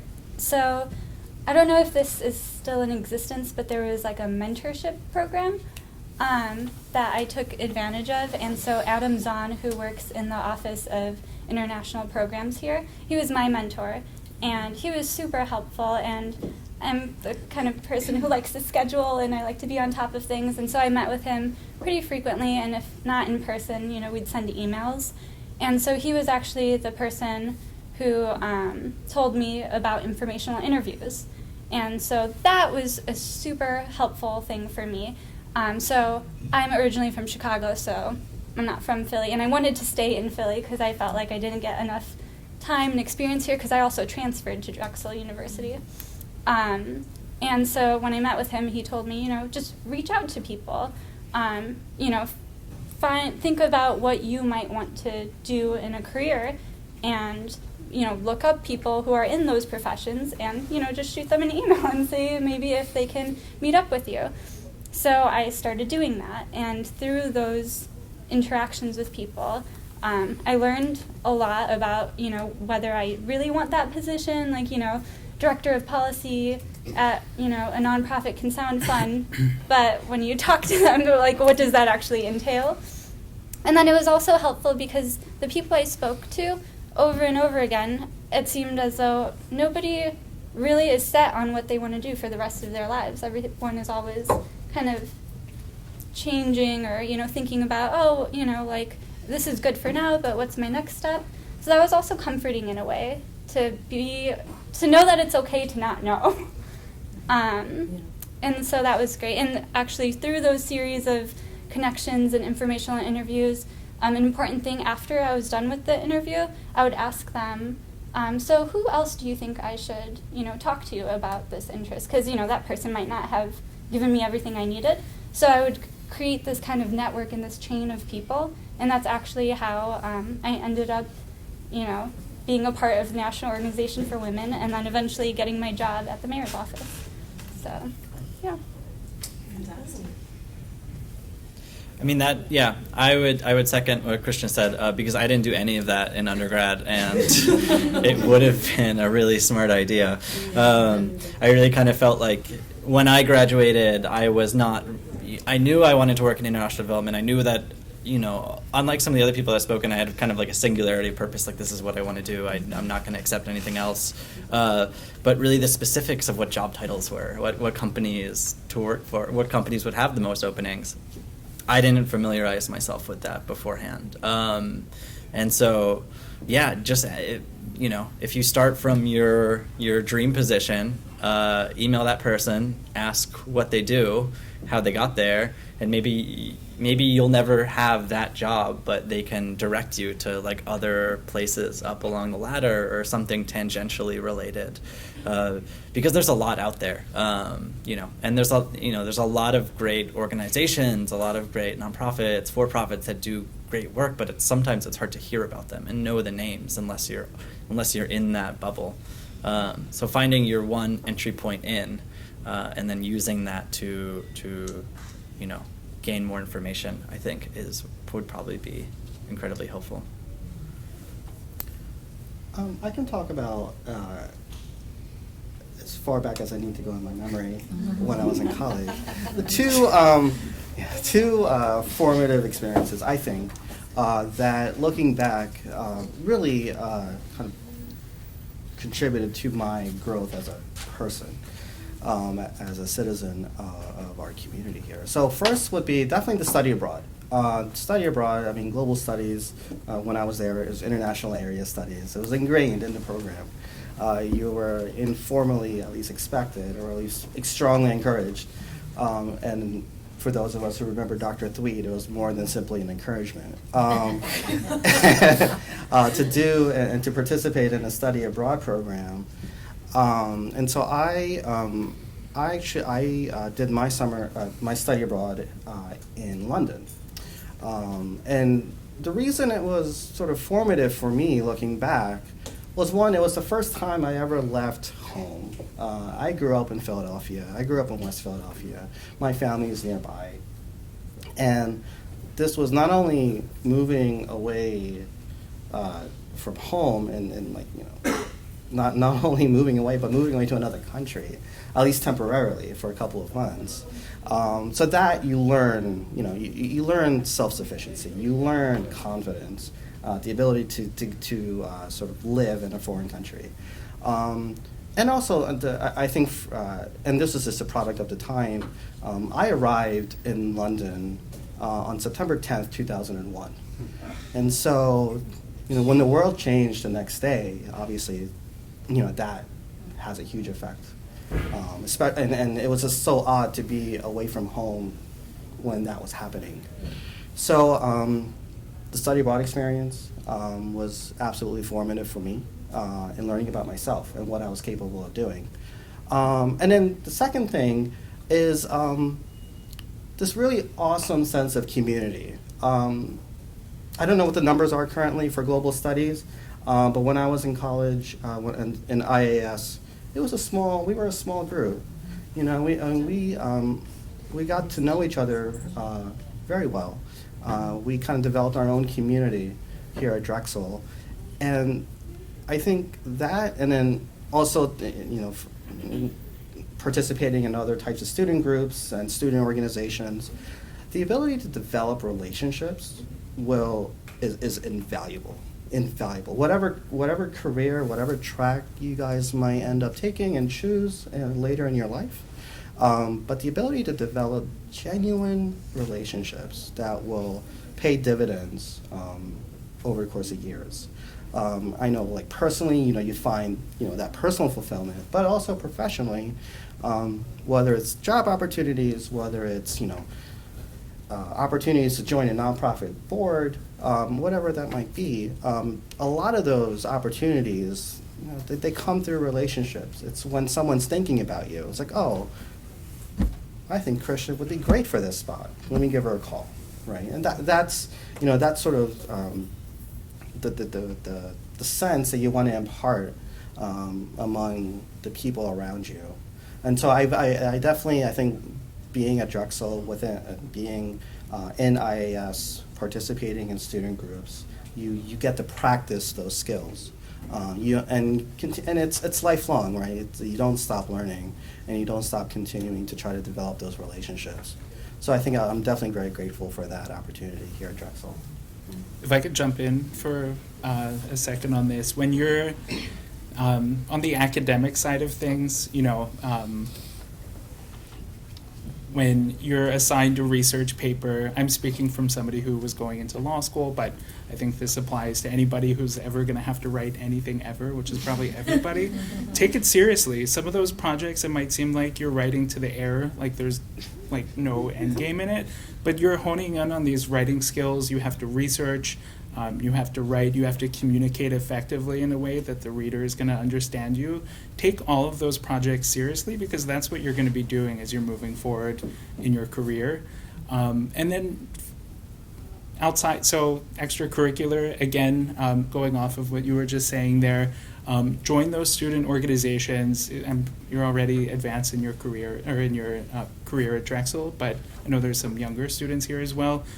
Join those groups, get active in them, join community organizations as well, and participate and become a leader in those organizations, because those skills are the skills that you learn from those leadership positions are going to carry with you into your future. I just had a job interview 2 weeks ago, and I talked about Fuse. Like, I talked about the programming that I was doing at Fuse. These are things that will carry with you for your career. So I teach, because I'm in the politics department and I teach law classes, I think when I have students who are interested in things like government work, they often think that they have to have a JD. So I'm curious, what sort of, I know we've got at least 2 lawyers on the panel, but so maybe you could talk a little bit about whether you've done any post-grad professional development, whether that's something formal like going to law school, whether it was informal, sort of training or other kinds of professional development. But so what are different skills that you feel like were necessary or helped prepare you for the positions that you're in, thinking about government service sort of more broadly than just being a lawyer for the government? I'll take that. I work for the federal government. I am an attorney, but I'm not an attorney for the government. I work in a position as an asylum officer, where about half of us are trained attorneys. We went to law school, might have practiced for a little while, and then jumped into it, stopped practicing, and then became the asylum officer. But about half of the people in my office are not attorneys. I'm pretty sure that the people who are non-attorneys do have some graduate study. I think you have to have a master's in something, but it doesn't matter what your background is. They want, and I think a lot of different organizations want diversity when they're hiring people. And so just speaking from my experience in government where I'm at, definitely they want some sort of more the next level of education after your undergrad. But the skills that you get from it are, I think, no matter what you're doing, if you're doing a grad program or you're doing a JD program, you're learning how to write, you're learning how to research, and you're learning how to communicate with people. I think those are just basic skills. You get good at it. You should apply for my position if you can do those things, and I can tell you how if you're interested.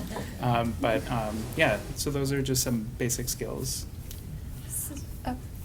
Okay, so I'm not an attorney, and actually when I was in undergrad, I thought that I had to go to law school to become involved in politics or in government. I thought that was the track that I had to do.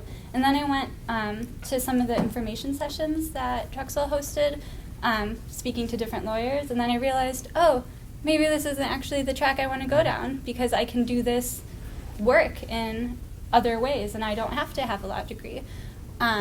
So I didn't do that. And what I did was I was heavily involved, before I was on the board of Now, I was just a member, and I cared deeply about women's issues, and that is just very general, right? Women's issues, what is that? It could be economic empowerment, reproductive justice, so many things. And then I discovered this organization, National Organization for Women, which is the largest grassroots feminist organization. And then I connected with them, and so I started doing work that way and getting involved in politics and in the grassroots method, and kind of learning the landscape through that and doing a lot of work through that and going to different events and meetings and council hearings and testifying, all without having to have a JD. So it was great, and through that work, I was connected with Nina Ahmed, who's now the Deputy Mayor for Public Engagement, and she was very heavily involved in politics. And so she was asked by Jim Kenney to be on her cabinet, or on his cabinet, and she accepted. And because I was working so closely with her, she asked if I would like to work for the mayor as well. And I always thought that I was gonna, work in a women's nonprofit and do work that, through that, and that was going to be my career. And she asked me, I know you're still looking for jobs, but would you want to do this? And I was like, yes, I most definitely do, because I need a job. And it was nice because I still am involved in Now, and I got to be on the board. And although I don't get paid for any of that work, it's still really fulfilling. and it helps keep me connected. And now I can't do any political work through that because I work in the mayor's office, so my role there has changed. But that's one way. If you care about an issue, just find out how you can get involved in it and just jump in. And people are really nice. Like if you ask them for help, or if you say, hey, I'm really interested in this and I want to get involved, they want you to get involved. They need your help, and especially in the climate we are living in right now. So yeah, just go for it. No, I think Christian's absolutely right. You don't. I know. Sorry for Drexel Law School. You don't have to go to law school. I think it's good because I think students often have sort of sometimes a closed perspective. So I want to hear from you both. Right, different opportunities available for JD, non-JD. No, absolutely. I think Christian kind of hit it on the head. For those of you who are interested in that type of work and that type of track and getting involved in your community, law school is not the only avenue that's out there. There's so many different ways for everyone can get involved in their community and politics. Whatever options are out there. I mean, I'll say from my background, it's kind of unique. I mean, for me, it's unique because at the Attorney General's office, it's the Attorney General.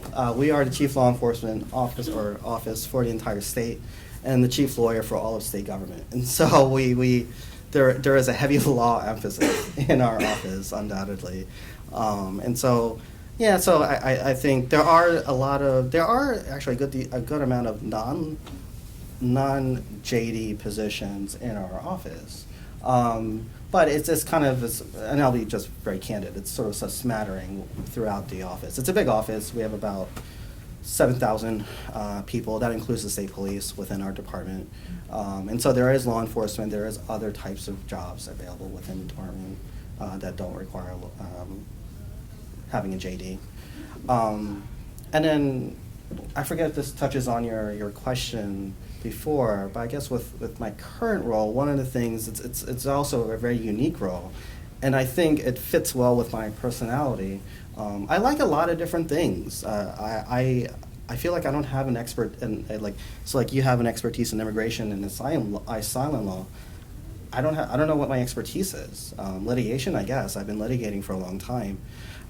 But one of the great things about the current role that I'm in is that I get to do a lot of different things, from huge transactions to some litigations to outreach efforts to counseling work. And so I think for me, so growing up, I was a little worried, where do I fit? What's my role? What's my brand? Right? How do I sell myself? What kind of lawyer am I? And this really some of it's luck, some of it's timing, that I was able to find a role that suits my intellectual curiosity of being interested in a lot of different things. I guess the equivalent for me is just a master's degree. Not many people, unless you are, a general counsel in my organization, you probably won't have a law degree. But, for people that want to go in international development, or, international public health, the question is to get an MA or a PA or MPH. So I did my master's program immediately after undergrad. In retrospect, I wish I had taken a little bit more time rather than jumping right into the master's program. This was also in 2010, which for nonprofits was not a time when they were hiring. And so a lot of people were going back for their master's at that time because they couldn't find a job. So that also kind of colors my perception. But in general, I would say, if you're graduating, and you don't know what to do with your life, going to grad school isn't the solution to figure that out. Do something else first.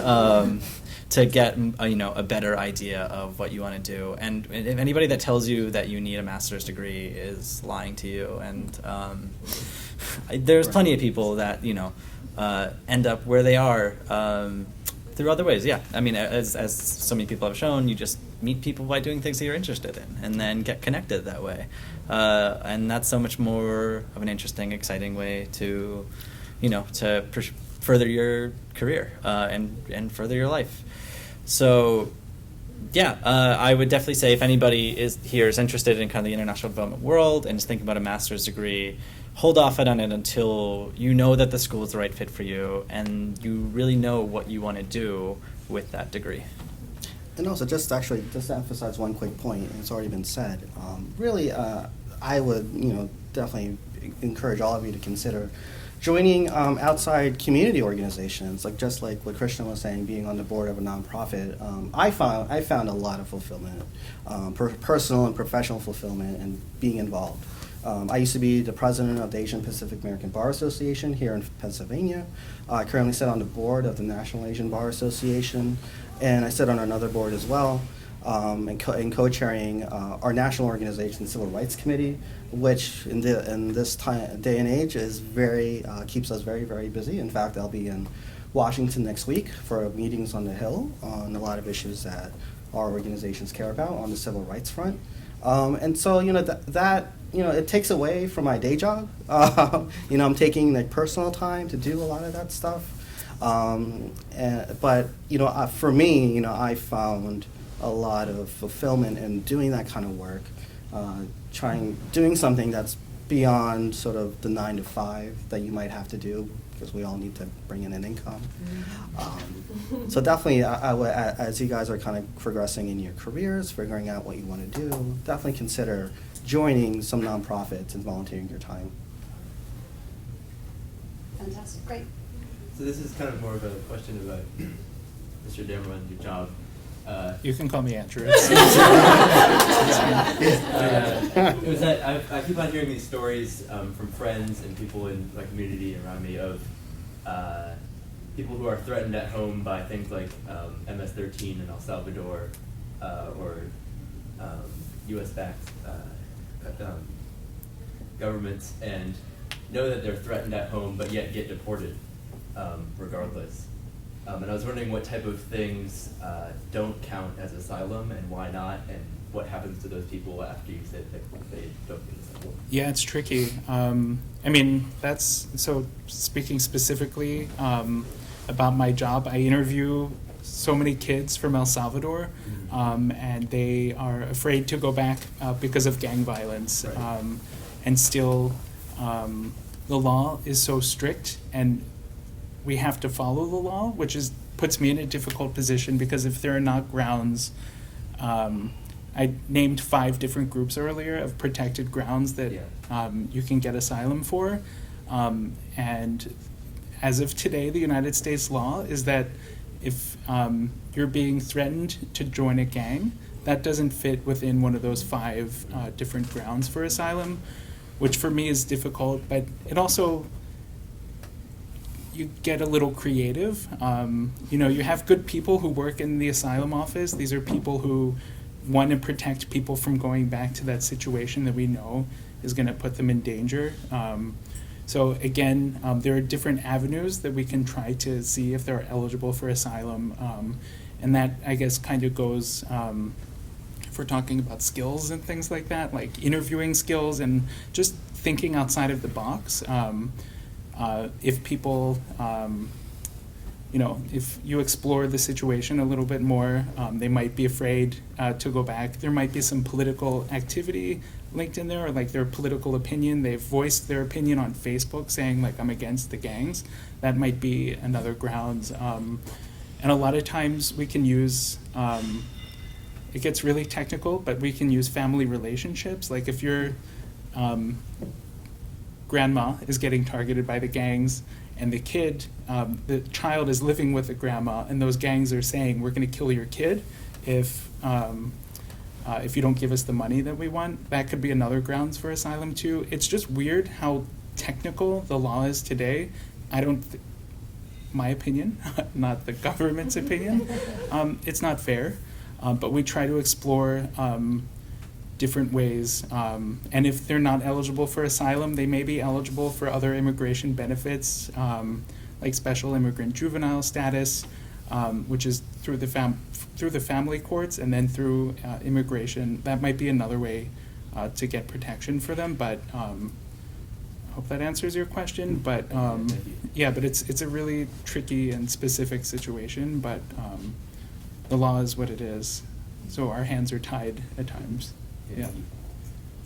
Rogelio, you had a question? Hi, I'm Rogelio Miñana. I'm the department head, so I'm partly responsible for the change it took from IAS, which we graduated in, to global studies. And I asked the same question to the previous panel, and I'm so happy that you already touched on this. But first of all, thank you so much for doing this, and welcome back to your campus.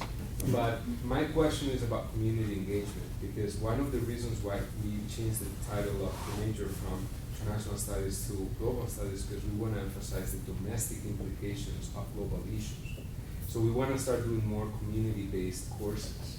And all of you have made, and especially obviously public engagement is precisely that, but I mean, all of you are working or touching on those issues of community, working with communities and so on. So what kind of courses do you think would have helped you the most to prepare for your current careers? And the same question goes to our own current students. What kind of courses would you like to see? How would you like us to engage with our local communities from like a global studies perspective? One of the things that comes to mind first, and this is obviously totally biased towards my career, would be like a grant writing type course.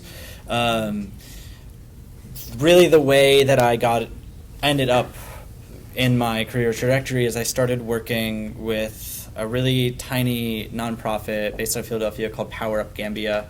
I think they have half of a person as like a full-time employee, and that's it. Everything else is run through volunteer, but you know, I got involved with them, just started doing, you know, basically an internship. It wasn't even really called an internship. I was just doing work for them, but I started applying to grants for them.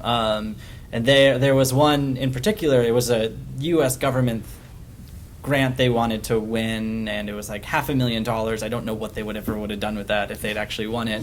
But so I just kind of sat down with all these documents, and I was like, how do I do this? And I put the research in and figured out how to apply to a U.S. government grant for this tiny nonprofit. And then I was able to say that I had that experience later. But it's just, in two reasons. Like, one, it's just a very valuable skill set, being able to do proposal work. Like, NGOs love that. And also giving capacity to a tiny nonprofit to have that ability to do it, whether it's whether it's a domestic or, you know, a tiny public health nonprofit in Namibia, you know, like giving that capacity for an organization to get more funding for itself is so huge, and it's something that like people don't really think about, that's some of the best way to empower, you know, a nonprofit is to teach them how to sustain themselves.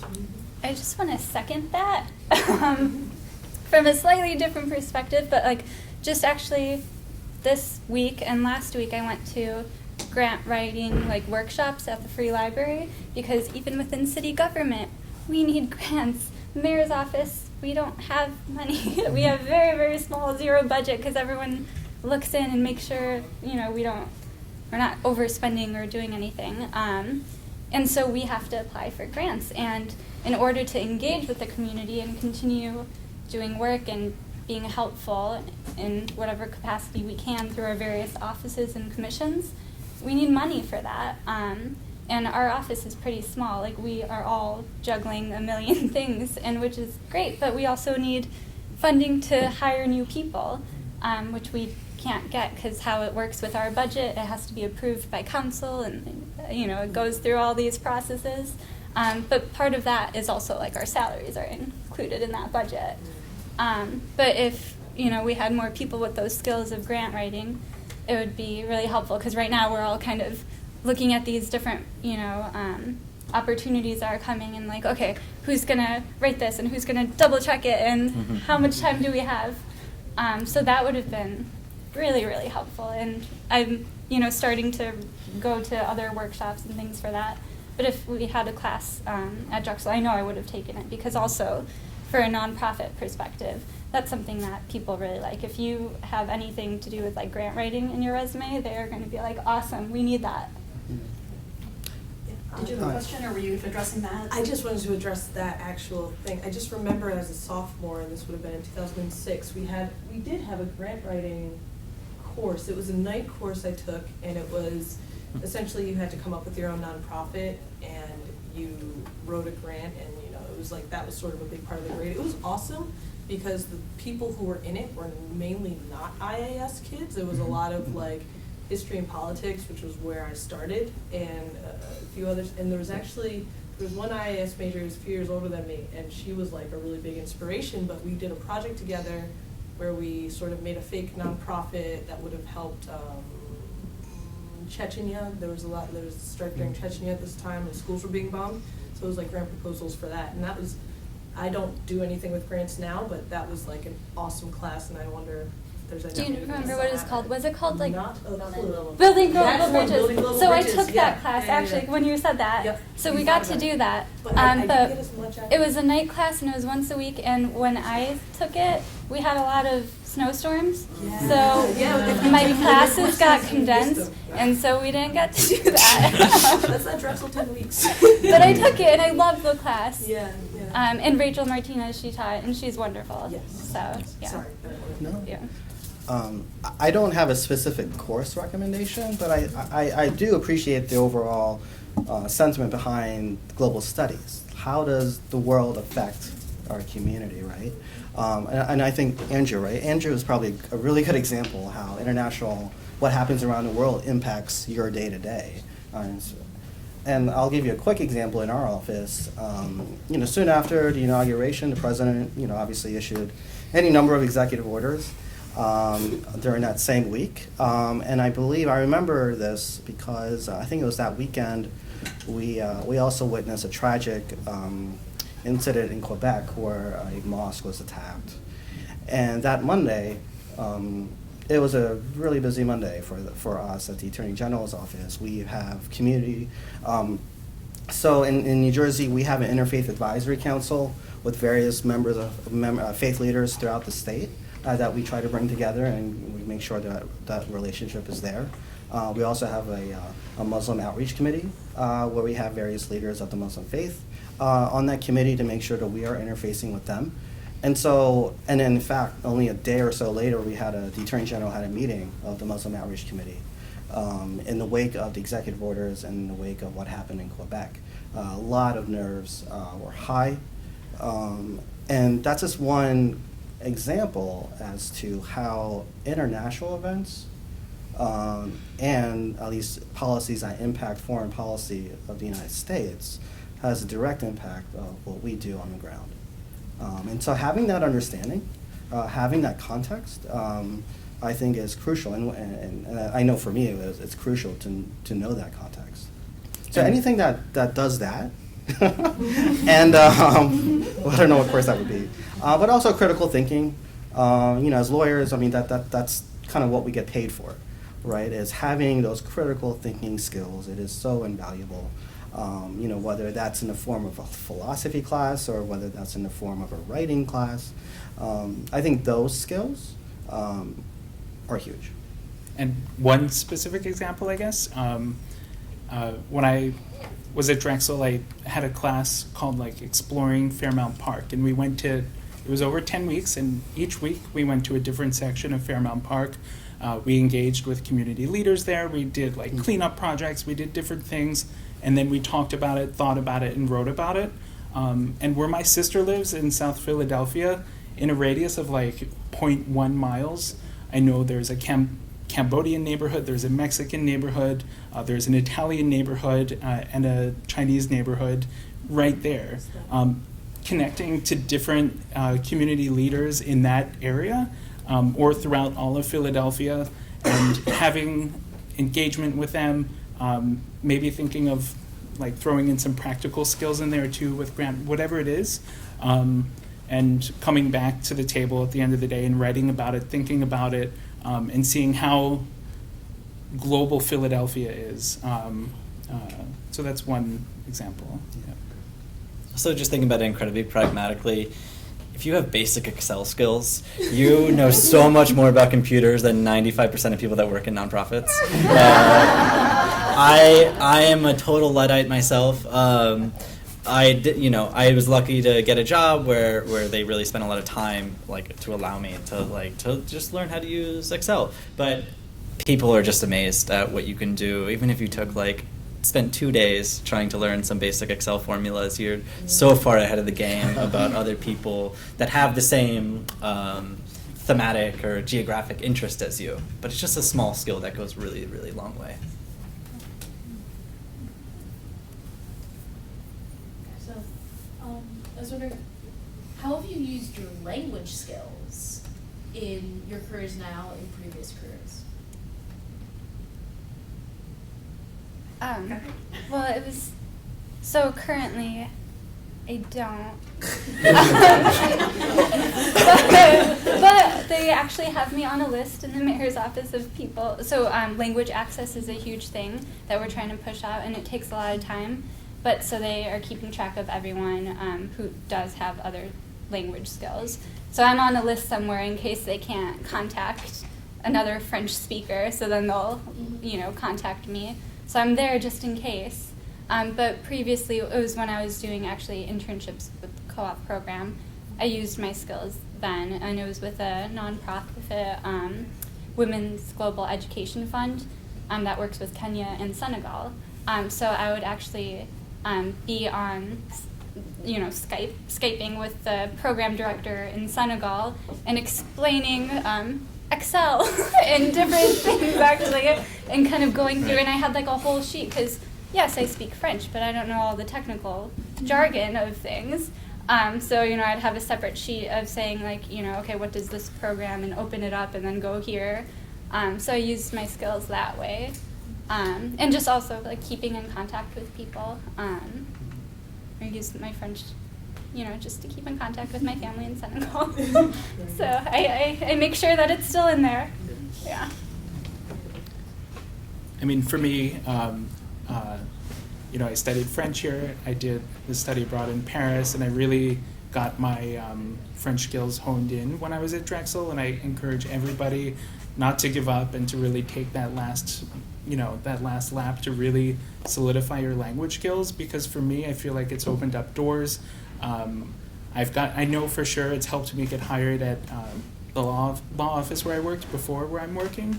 Because they had a large group of people from French-speaking African countries where I could just get thrown in there and meet with them, help prepare their applications, prepare them for their asylum interviews. And just because I've gone down the immigration path, it made sense. The language skills kind of have worked out for me. And I'm using that with me today. Not as much anymore, but definitely still using my language skills with the asylum seekers at work. Yeah. From the international organization perspective, you can still find a job if you don't speak a second language. English gets you very far, but it is the hard currency of that job market. Those language skills are the things that really push you forward, and just being able to speak another language, even if you have no idea what else you're doing, people will want you because you can communicate with the people that do know what they're doing. It really is, if you're interested in international work, it's one of the really kind of fundamental things that jobs are looking for. I don't know if it's had a day-to-day impact. At home, with my family, I speak Bengali, so that's been my second language growing up. And at Drexel, I took French, but my French skills, sorry Joe, my French skills are pretty horrific. And so I can't rely on that, on my success. But I think what I'll say is this, and this touches on what Krishna mentioned, is language access. I think one of the great things when you're in global studies, IAS, and you're learning a second language is how challenging it is, right? And I think that gives us perspective because, again, there's this push now for language access. I know we, from the Bar Association standpoint, we've been working a lot on this project for quite some time. Pennsylvania, so for example, in Pennsylvania, we do have a language access policy, when it comes to the Pennsylvania courts. In New Jersey, the New Jersey courts just recently issued a very comprehensive language access plan that guarantees each individual who were to access the courts a right to interpretive translation services. And the reason, not everyone may understand that if you're LEP, limited English proficient, or if English isn't your primary language, how difficult it can be, just for living, and also accessing services and governmental services. And of course, the tack that we take is that regardless of your primary language, your language ability or inability should not be contingent on how you access services or the rights that you enjoy in this country. And so knowing how hard it is to learn a second language, knowing how hard it is to learn English, I think that's an invaluable skill. And it kind of provides us more empathy for others. I know you sort of touched on this a little bit, but what kinds of co-ops did you do, and how did they prepare you for the jobs you have now? Sure, I can start. So I did 4 years, so I did one co-op, and that was at Women's Global Education Fund, which is a small nonprofit in Chicago, and I did it right after I came back from my study abroad, so it actually cut into my co-op time because it was 8 months of me studying abroad in Senegal, and then when I was there I did Skype interviews and then got hired, and I was like, okay, I'm set. And then, so it was for 4 months, and the work that I did there, I told you guys a little bit about how I would translate for them, and it was nice because I had just come from Senegal, so I still had that fresh, kind of cultural awareness of that, and I was kind of weirded out by all things American, and it was right after that huge blizzard happened. So everyone was wearing shorts and tank tops because it's in Chicago, and I was wearing my winter coat because 50 degrees was freezing for me. And so I did translation. I researched grants that they could potentially apply for, and I added that to my resume. And remember, the word grant there really attracts people. And then I would read through their grants and things like that.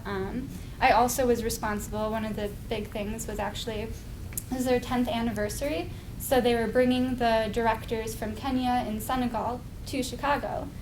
So I was in charge of their whole itinerary, their 10-day itinerary, what they were doing from morning till night. And so I had, this whole calendar of events and fun Chicago things they could do, and then also, meetings and all of those fun things. So yeah, that was the work that I did. And how it helped, I guess. It helped because so my whole kind of track, I was like, okay, I know I have to narrow down, right? I could, jump on the bandwagon for anything. I care about human rights. And I'm like, okay, that's too broad, I have to narrow down. And then I was like, okay, fine, let me choose something, women's rights. Okay, also really broad. But I liked the cultural competency parts of, being connected with specific countries and cultures and even languages. And so I think that helped just make me a more attractive candidate or employee to different people, and especially in my current position. It's important to be culturally competent and to be aware of just other people's differences, or if they're coming from different backgrounds, or if they have limited English proficiency. And to kind of have that experience of it and to know firsthand is important. And I think that all of that together, you can kind of see when you look at somebody's resume or kind of talk to them that, oh, okay, this person kind of gets it and is kind of more open-minded or accepting.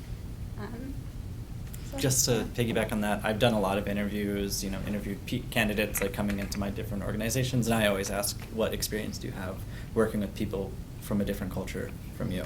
And that has definitely, gone from, people from a maybe to a solid no, or maybe to a solid yes, based on that answer that they give. For my co-ops weren't that interesting. I did a co-op at Disney. We can talk later about that. but for You personal really can upset them on for on personal camera. reasons, it was good to get away from home for a little bit. It was in Florida, so, but again, we'll talk later. My second internship or co-op I did at QVC. I worked in their quality control department and helped them run reports. Not that interesting. And my third co-op I did with the late Anne-Marie Obitek Kirkwood. I was doing research for her and writing for her, and that was probably the most interesting for me and most relatable for me. But what I would like to stress is whether it's co-op or whether it's after you graduate, find something that you're gonna love. Find something that's interesting. Don't settle for something that's you're gonna be miserable in it. And sometimes that means free labor. There's a lot of organizations in the United States or even outside. I would totally encourage you to research organizations outside of the United States. You'll find something that you're gonna love doing. And just to highlight that, after law school, didn't find work that I would find really interesting. So what I did is I researched organizations. I worked for free at a place, but I also got grant money from another organization to pay for me to work there. And I know the IAS office or Global Studies will help you figure out grants, or I remember there was a big book of like grants that you could do. Find something interesting to do, whether it's a co-op or whether it's not a co-op. Think outside of the box. I think other people on the panel were talking about this. Think of ways that you can set yourself apart from the rest of the crowd, because there's going to be a lot of people applying for those positions, and you got to have some things that you can talk about in your interview or even on your resume. That's really going to make you flash from the rest for the right reasons. So. I was actually 4-year non-co-op, so I didn't do a co-op, but I would, based on my experiences interning with other organizations, I would say, while large organizations have name value and that kind of selling point, smaller organizations will probably give you more opportunities, and you can kind of take more of a leadership role and change them, and like the tasks that you'll be doing look better on a resume than just, editing Facebook posts for a huge nonprofit. Like, you can actually change an organizational direction if it's a nonprofit or a for-profit of 6, 7, 8 people. Yeah, my co-op experience wasn't very exciting. Really quickly, my first I did 2 co-ops. One co-op I did at a mortgage bank. Actually, I had a co-op set up at a finance company downtown Philly. The name won't speak up today because the Friday before the Monday I was going to start, they called me in to retract the offer because they just didn't have funding for the position. And so, of course, I scrambled and I ended up getting that. And then my second co-op, I worked at because I was thinking about the legal track, I worked at a alternative dispute resolution firm in Philadelphia. So I have a question. As interviewees, what was a tough question that you received and how did you answer it? Or as an interviewer, what question have you asked of others and what did you expect, or what were some answers that you received that you were really surprised by or impressed by? I mean, I'll say as an interviewer, so I've been on a recruitment panel at the Attorney General's office for a while, and now I do the final round interviews for candidates with our office. I think I'll say 2 things. One, I appreciate candidness. I don't like when I'm having a conversation with a candidate that the conversation is faked, that somehow you're trying to impress me. Don't try to impress me, right? Just be yourself, right? Just be obviously you have to be professional and all that, but to the extent that you can make yourself human, that's a positive. And also, I think the one question I do try to ask candidates, and I found it revealing, although others can correct me if maybe this is not a great question, or if you have a better question. The question I tend to ask for a lot of candidates is that, tell me about an experience where you screwed up, that a mistake happened, whether it's maybe it was a minor disaster, major disaster, whatever it is in your career or your life, whether in whatever context, you made a mistake, and tell me about the mistake and how you're able to resolve it. Because I think many of us probably can relate to this. None of us are perfect. We're gonna make mistakes. Mistakes are bound to happen at your job. But I think for an employer, what I would like to know is, well, once that happens, how'd you deal with it? And that, to me, can be very revealing to a person's professional growth. Yeah, basic preparation. I mean, definitely, this is super basic, but like look up the top 10 most common interview questions, write down a response, make sure that you've and not memorized it, but can rattle it off. That's just one of the things that, I look for when I'm interviewing people, because that's just shows that you are somebody that prepares for things. And, just the name your worst quality, that's such a generic question, but most interviewers will ask it, and by having an answer, it doesn't really matter what it is, but by having an answer, you show that you are a person that prepares. I don't know. To me, you might want to consider another employer. That's such a silly question. I've been asked that by many. I get it. Me too. Yeah. Right? But it's such a interview question. Yeah, it's such a ridiculous question. So I mean, you may want to rethink that. It is. They've talked about that too. Just like avoid these interview questions because people have like set answers for them. Yeah. But Right. they're also like. They do sometimes get to like a deeper part of you. And I remember getting that question once, and I was honest, like I have no idea. Yeah. I'm like, what do you want? Yeah. I still got the job. Yeah. Right.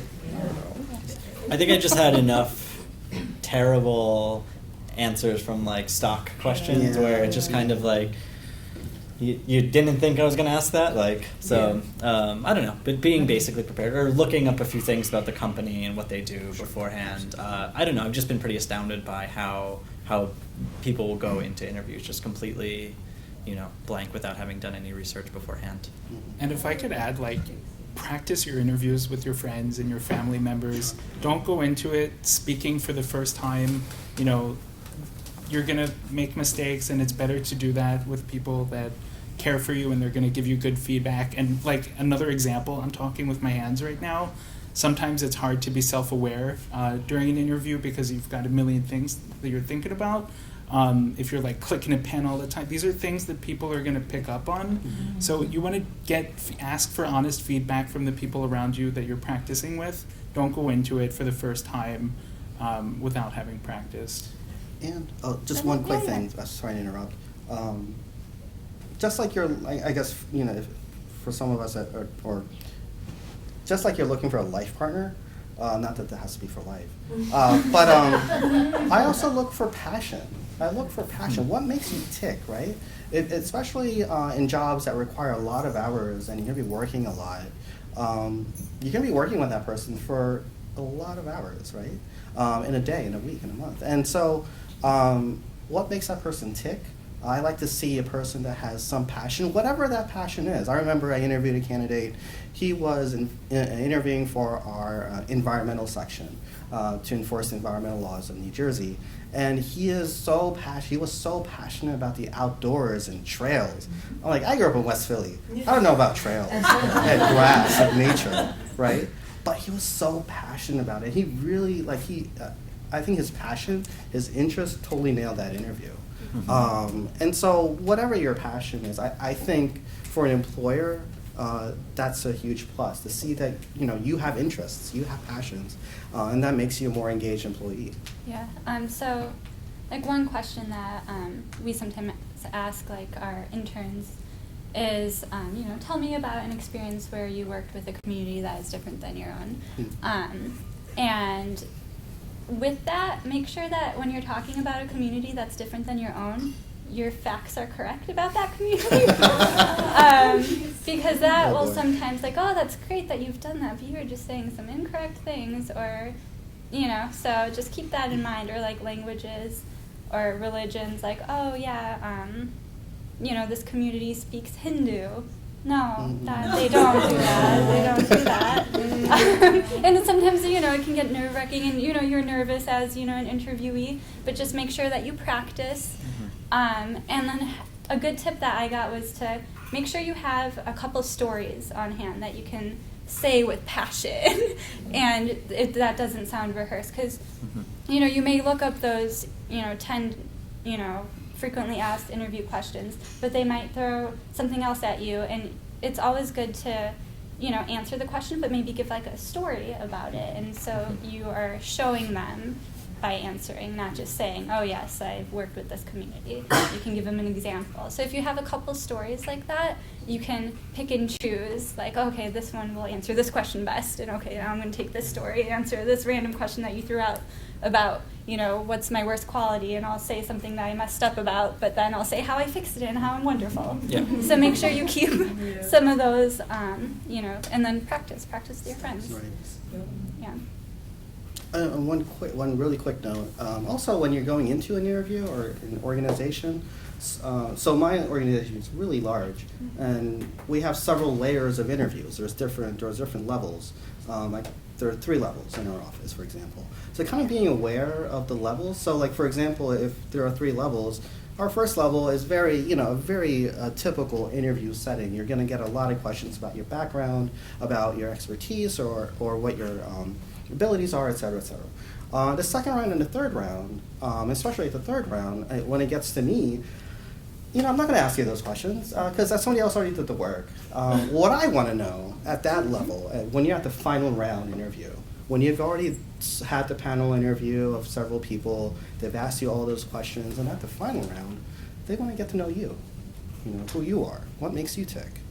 So kind of being aware of whatever organization that you're applying for, the levels and layers of interviews, that can also tailor to how you're going to present your answers. Great. Anyone else want to? Okay, so let me just take a minute or two and sort of wrap things up. This is really a wonderful As we were going through, I was taking notes. I look like many of you were as well, right? And so just thinking about some of the things about both being at Drexel and also thinking about moving forward, things like strategic choices around study abroad, developing a rich skill set, beginning a mentoring process while you're here as an undergrad, the informational interview, totally key, super important. Getting involved with the community through a nonprofit board or a community organization. Don't just jump into post-grad study, have a plan, because it is expensive and it will suck up years of your life, right? Make sure you know why you're there. Prepare. And so I just wanted to mention 1 or 2 things that the panelists sort of made me think about. One, and so particularly sort of developing a rich skill set. Drexel is a big institution, and there are a lot of resources here. And so while I know that for all of you as global studies majors, right, I know you have requirements and things you have to do, but also think about taking other courses. So for example, in Lebeau, they offer courses on Excel, right? I believe that there is a grant writing course also offered through Lebeau. I'm not positive about that, but I think that there is, right? So sometimes you may need to get outside your own bubble here at Drexel about that. I also think, I'm not sure if students have access to it, but I believe that through IRT, you can get training on lots of different computer programs. Basic things like how to do a little bit of graphic design or how to run an Excel spreadsheet, again, hugely important. I worked in the nonprofit sector for years. So yes, I can attest to that. And then one thing, and I just confirmed it, right? So the Lindy Center, which I hope you all know about, runs a program along with Young Involved Philadelphia, and they run what's called a board prep program. And they do it a couple times a year here at Drexel, and they specifically reserve seats for Drexel students. Those are undergrads, graduates, and recent graduates. And so they're looking for students to go through, I think it's like a 10-week prep program, and they teach you a lot about the workings of nonprofit organizations. And then they match you with a community organization here in Philadelphia. So if you're looking for a sort of on-ramp into that, that might be great. If you're interested, you can grab me afterwards. I'd be happy to tell you how to get in touch about that. But that's a great way to sort of get involved, right? Remember, paying your dues is unfortunately part of the process, but that is all part of meeting people, making great connections, and hopefully getting you launched on a really exciting and interesting career. So thank you so much, and let's thank our. I believe we have a break for more dessert. Nice to see you.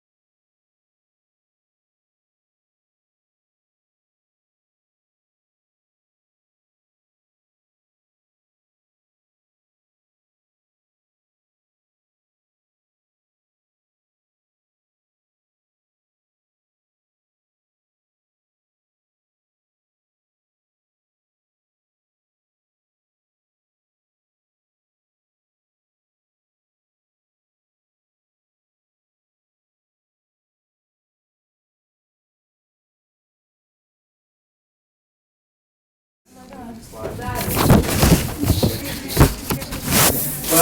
we've been down a little bit, but I would call it an elite, if thinner group, and thank you for coming to the last of our panels for Global Careers Day. I don't think there's anybody new here, so I don't need to reintroduce myself. But our third panel is on careers in business and economics. I'm going to let our panelists introduce themselves, but I'll just briefly say Ronnie Cerny, who is in global operations for Black & Decker, Patricia Green, who is a special projects manager with Naxion, and Amy Ho, who is with JP Morgan, I think just changing jobs, is that right? Yeah, currently. But working as a business manager in global fixed income research. What I'd like to do, and we'll keep this pretty informal given the small size of our crowd, but ask each of them to talk for a few minutes about what you're doing, because those are pretty general job descriptions. Yes. So maybe talk for 5 minutes about what you're doing and perhaps how you ended up doing that. Just introduce yourself. And so why don't we just go with Ronnie to start, and please. Okay. My name is actually, it's Rainey. Rainey, I'm That's sorry. okay, it's okay. It actually, if you pronounce it correctly, it's Ronnie, like if you're an English teacher, but I've always been Rainey. So I just started with Stanley Black & Decker too, so I had a change also in December. But I spent the last 20 years actually working with Johnson & Johnson. Where I started at Drexel though, I did 3 different co-ops here. I did a nonprofit. I said I want to go work for a nonprofit, right? I tried that in DC, and then I did a law firm. Okay, I want to be a lawyer now, right? And then I said, no, I don't want to bill hours. That's not interesting to read all day long. My third co-op was with SmithKline Beecham, or GlaxoSmithKline, so I actually ended up in their finance department. And they're international, their global finance department. And it was interesting because that's where I actually really understood I could, work with a business, understand what went on in the local cultures. You would hear things about, well, what's going on in the Spanish market, what's going on out in Russia, like how are they growing their business? And that's where I really found a niche for myself. And I ended up getting a job with them. Pfizer eventually bought them, and then J&J bought them. So 20 years later, within Johnson & Johnson, I found myself in the finance track. What I did with Johnson & Johnson, I'll speak to those years, was really interesting because I actually never thought I'd get back to that international part. I was working in New Jersey in a global R&D role. I worked in a marketing finance role. We launched Listerine Pocket Packs and Citrus Listerine. So a lot of interesting things that you get to do in those things. What flavors really work. Tea Listerine in China. Thinking about the different flavors in different markets and cultures. Eventually, though, that led to an assignment over in Zug, Switzerland. So I was there for 2.5 years. I learned about the markets over there. I was centrally located and worked with 40 different countries while I was there. That actually led to an assignment in France. I actually got to work in a French plant, speaking French all day, meetings in French, emails in French, going through fiscal controls, which finance was not, learning a business in French was really a challenge for me. That was my hardest role, I think. So anything after that, coming back to the U.S. was going to be really easy. So ultimately, at the end of the day, we actually made a personal decision, and actually I got a great role right now with Stanley Black & Decker back in December. With all of the experience I got through J&J, I got hired on as their global operations controller. So what does that mean, right? Means actually I have 43 plants that I actually have right now in all countries globally. So there's about 20 in China, there's about 15 in the US, there's some in Europe, and a few in Latin America, because we just made some acquisitions. But I have regional controllers that report into me, and then I actually work with all of the plants' finance groups. So really just getting to know the teams. I do a lot with from an HR perspective too, like understanding where people want to go, developing people, coaching them, as well as the financials, checking the balance sheet recs and some of that stuff too. You kind of have to do that. But I find that it's been a good move so far for me, and I think that if I hadn't done the things I did with Drexel and figure out where I wanted to go, I think that I really I appreciated all of my co-ops. I appreciated all of the experience I got here. And I also did an abroad experience with Drexel, which I think led to them sending me to Switzerland. You know, having that international experience actually gave some confidence in them to send me on an assignment overseas, you know. So, anyway. Sorry. And a long-winded, sorry. You're not long-winded at all. So hello everyone. I'm Patricia Green, and I live in the area and I work here in Philadelphia. I came to Drexel because I knew I wanted to live here and make my home here, and I did that so many years ago. I'm actually the first graduate in the program. Drexel University didn't have an international area studies program when I arrived, but I had already spent 2 years, academic years abroad as an exchange student, and had honed my skills in French and Spanish before I came here. So I decided to just take the long route and take extraneous courses in other curricula to enhance my business. I was over in the business school. And with just one class that became a requisite, I was able to transfer all of my credits over and graduate, because I support the idea that Vivian Thweet, the founder of this area, had.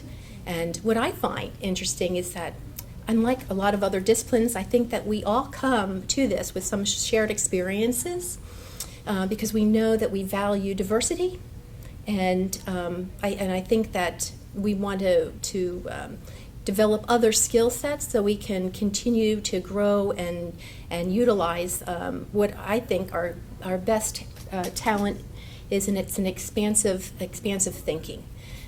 Because when you study other cultures and other peoples and other countries, you learn that there's no one way to do things, and that liberates us to be more creative.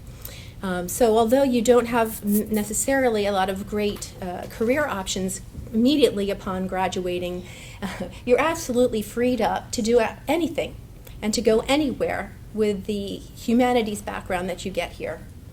So that's my big takeaway about the department. What can I tell you? So after leaving Drexel, I did a lot of community work locally, and I went to work in the travel business. I think the interesting thing, hearing the students that preceded me here, the big thing that has changed is that when I was coming up, the United States was at the precipice of the beginning of going global. Our companies were all local, and at that moment in time, they needed people to help expand the business model outside of the United States and come up with subsidiaries and wholly owned companies.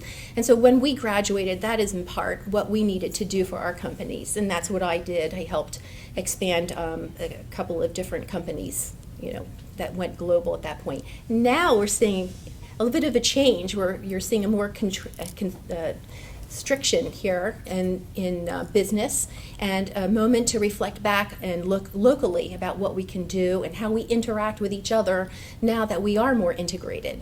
So I think that's a fascinating difference. I was listening to the students talk about the diversity and how we all need to get along and support each other, and it was really more a different emphasis when I was coming up. So now I work in marketing research firm and I handle their marketing and communications. And you can, ask me questions as we go along, but I think I'll just sum up right now. That's my brief interview introduction. Okay. Well, I'll maybe follow up questions, I'm sure. Amy, go ahead. Hi guys, I'm Amy. I'm currently living in New York. I graduated in 2013. I'm actually working at the company that I co-opt with for 2 of the 3 co-ops. So I guess to kind of sum up my career trajectory or career path, when I was at Drexel, I had no idea what I wanted to do. I think that was kind of the reason why I came to Drexel. I came in as a marketing major and got rid of that real soon. And then I picked up economics as a degree I wanted to pursue, and then took a class, I think, in an international area studies curricula, and I really liked that. So I was like, I think I talked to Kate, and she was like, why don't you do a dual degree? And I was like, I didn't even know that was an option. So I did that, and I don't think that was like the best decision I could have made in my academia career, because what I studied and what I experienced in school was something that I kind of took with me throughout the years, even till today.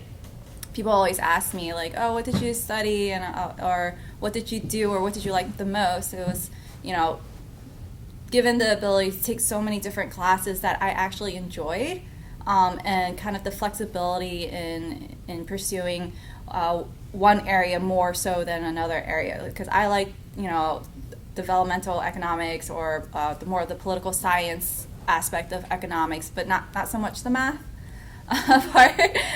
The econometrics stuff, like, you had to do, but I took it, but I didn't like it. So, while I was in school, the IAS, I think you guys call it something different now, global studies. So much easier, on the tongue. So global studies, you had to either, take a language, and then they encourage you to study abroad, and I really, really enjoyed that aspect. So I picked up Chinese, and people would look at me and they're like, you're Chinese, and I'm like, yeah, but a different dialect, so completely different. So I ended up going to study abroad in Taiwan, and I picked up the language really quickly, and I really enjoyed it. And I think that whenever, interns come in, or when I'm speaking at recruiting events, they always ask me, what would you do differently if you were in school? I was like, I wouldn't do anything differently, but I would encourage everyone to study abroad, because that's the one thing you may regret when you leave if you don't do a study abroad experience. So then, graduated school, and then stuck with my co-op. So I co-opted in Delaware for JP Morgan, and I learned about a program in New York, which was a rotational program for analysts, incoming analysts. So I got into that program while I was working in Delaware, and I was able to move to New York through that program. And I wouldn't have learned it otherwise, because for some reason or another, the firm doesn't market it so much outside of their limited number of schools. So then I moved to New York. I did a rotational program, which also gave me an idea of what I wanted to do and what I didn't want to do. I didn't want to work in kind of a techie role.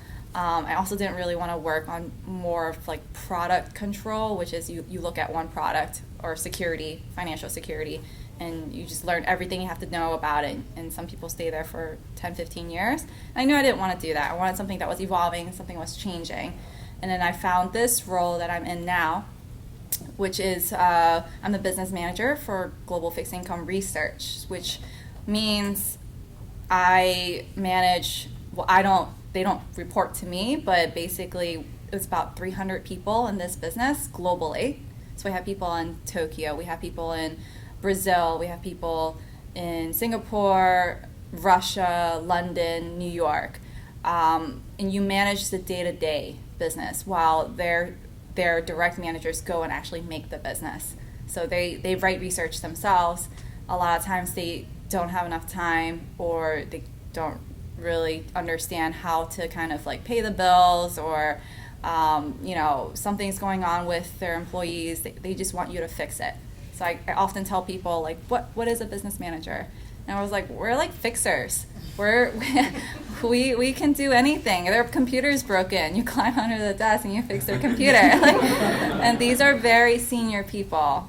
You're how did they get to where they are without learning how to turn on a computer? But you also do kind of more strategic stuff. They come to you and they ask for your real opinion. How do you think we can get our employees to participate more in their all hands call, which is a kind of business review that the head of the team will have on a bi-monthly basis. And a lot of times people are too shy, or they don't want to speak up if they have a concern. And so the head of the business will come to you because you're their right-hand man or woman. and they'll ask for your opinion, like how do we engage folks? How do we get them to ask more questions? So you go out and you survey, and you see what people don't like about it. So you get that kind of responsibility as well in this role, but you also kind of make sure that everyone's happy, because attrition can happen often at the younger levels, analysts and associates. So you do get to see the more, they call it the sexy stuff. I don't know why, but I guess the non-financial, planning, budgeting, expenses. I guess that is a little bit boring, but you have to do it because you're running a global business. And as Joel was mentioning, I'm moving on to a new role. I'll be actually moving into the business, into emerging markets research. So we'll be looking at a lot of the emerging markets, what's happening on the political front, or what's happening with. We were looking at China fiscal tightening policy. What's that happening? Like, how is that affecting markets, like the bond market or even equity markets and commodity prices, etc. So I'm excited for my next journey. Pretty scared as well because I haven't really done this particular role in my career yet. So it's a definitely new adventure. So, and I also, reading through the email, what advice that was given to me during my career and there's always been one advice that I kind of took with me throughout my entire career, and I tell that to my interns that I manage as well. I don't want to say it in his words because it was kind of weird when he said it to me, but it involved the words like steal, lift, or I don't know. But so if you're ever given a task, you shouldn't reinvent the wheel, essentially. Take it where it is and improve it. If there's something that you see or something that you remember that you liked, don't try to kind of go back to the very beginning. Start with what you have. So I guess that's where he means by steal ideas or not ideas, but don't reinvent the wheel. I think it'll kind of take you far in your career. Yeah. Okay. One thing, I know we have both representatives of our freshman and our senior class here, one thing that strikes me about just the very nature of the panel, but also what you guys have said, is sort of the breadth of what we mean by business, right? And the different kinds of things that people are doing. It's obviously a really broad thing, and if you think about, you think about Black & Decker and a huge global company, but not that many people sort of graduate college and think Black & Decker. But in fact, it's an enormous global conglomerate. And then Natsian, which isn't a sort of a household name. So I wonder if you could just kind of talk about how does a person who sort of is presented with this broad range of job opportunities and probably jobs that they hadn't really even thought about or perhaps even known existed, and everybody has these experiences with these different co-ops, and you did a little of this and a little of that. Any thoughts about confronting this broad range of opportunities and kind of figuring out what your place is? You want to say a little bit more about what got you there and what your thought process was? Well, I want to say one thing, and that's that I've worked for Amex, American Express, for Cigna Corporation, for the Quaker Chemical Corporation, Fortune 1000s and above. The company I'm with now is only an 80-person strong unit, okay? We're over 105 years old. We're the originator of marketing research as a discipline. It didn't exist until my firm was developed. But the point is, don't be afraid to try companies that are not blue chip companies, because oftentimes there's more opportunity. You might be enriched financially and maybe recognized differently, and that's been my experience. There's good and bad to both size companies. Yeah, and I'll actually just go off of that, because actually when you look at J&J, it's $70 billion company, right? So That's actually one of the reasons that I chose to move to Stanley Black & Decker. It's a $13 billion company, so they're actually a teenager when I looked at it. I also actually interviewed for Under Armour at the same time, who's like in their first 10 years or their 13 years. So I was looking at like a teenager, huge developed company, and then the Stanley Black & Decker that's in its growing phases. And so I think that it gives me the opportunity too to give back and really like you touch more things. I think that that she's right, actually. You get to touch more different areas maybe that aren't as developed in a smaller company. So give those places a chance too. Like, definitely agree. I can't speak to that. JP Morgan's quite large. It's one of the biggest. Well, but it's not just finding a company, but also just sort of deciding, with all the range of things out there that a person could do, the process of deciding like. Also like one-on-ones. Like we were always encouraged at J&J to have one-on-ones, shadow people, go to meetings you'd never go to. When you're on your co-op, like follow somebody else, an engineer, and go to his meeting with him, or just because then you get to see what they're doing, and it kind of gives you some insight to how your work might impact theirs. And I think we're always encouraged at, rules to like, and it also gives you a network. Maybe you don't like what you're doing. Maybe you hate finance. I actually have a couple of my controllers in my plants. They're moving into operating manager roles. They're going to be running the plants. So they came from a finance background, and I've also seen them turn into like managers of companies. And so of small companies, of middle companies, you don't have to stay where you are forever either. Just keep learning, right? Right. I think what gravitated me towards JP Morgan was that I was listening to the CEO, Jamie Dimon, speak once in Delaware, and he was just telling us about his vision for the company and kind of what he believes in to make like a really great workplace, a great, company. And I really just like, while listening to him, I was like, wow, he's smart and nice, and just like his beliefs were just something that I could kind of work with as well. And like, he said something like, when you walk down the hall and you see someone that's like picking up the trash and stuff, stop and say thank you. Like they're people too. Like he's like I always say thank you. Like I know my secretary's names. Like know people. Like genuinely know people. And I really kind of like it resonated with me. Like that's a good guy to work for. Like I truly believe in what he's saying. And I think a lot of times like CEOs of companies have a lot of these like press releases or where they speak. I would listen to them. Like, do you believe in what they believe in? Or like, do you agree with what they say? Because I don't think I could have stayed at this job this long if I didn't believe in what he was saying, because the hours are long. And you work nights and you work weekends, and sometimes you're like, oh my God, 4 years already went by, and you're like, when did that happen? But I wouldn't have done it if I didn't believe. So Bill Gates just addressed a commencement, and he said, one thing you need to recognize is that intelligence may be overrated. And what he means is that talent and skill is found across a spectrum. And you can't just look at a PhD, summa cum laude, Phi Beta Kappa, to be your sole factor of determining value. And I think, I've aligned myself always with people of excellence. Brilliant people, but people of good character. And that has proven beneficial to me.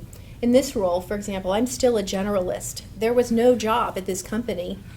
They interviewed me and created one. So always keep in mind that the expertise can come in a variety of different ways. Okay? Can I pick up on something that a couple of you mentioned, with the idea of going to meetings that you weren't necessarily invited to, just to sort of see who's there and what they're talking about, and being nice to everybody.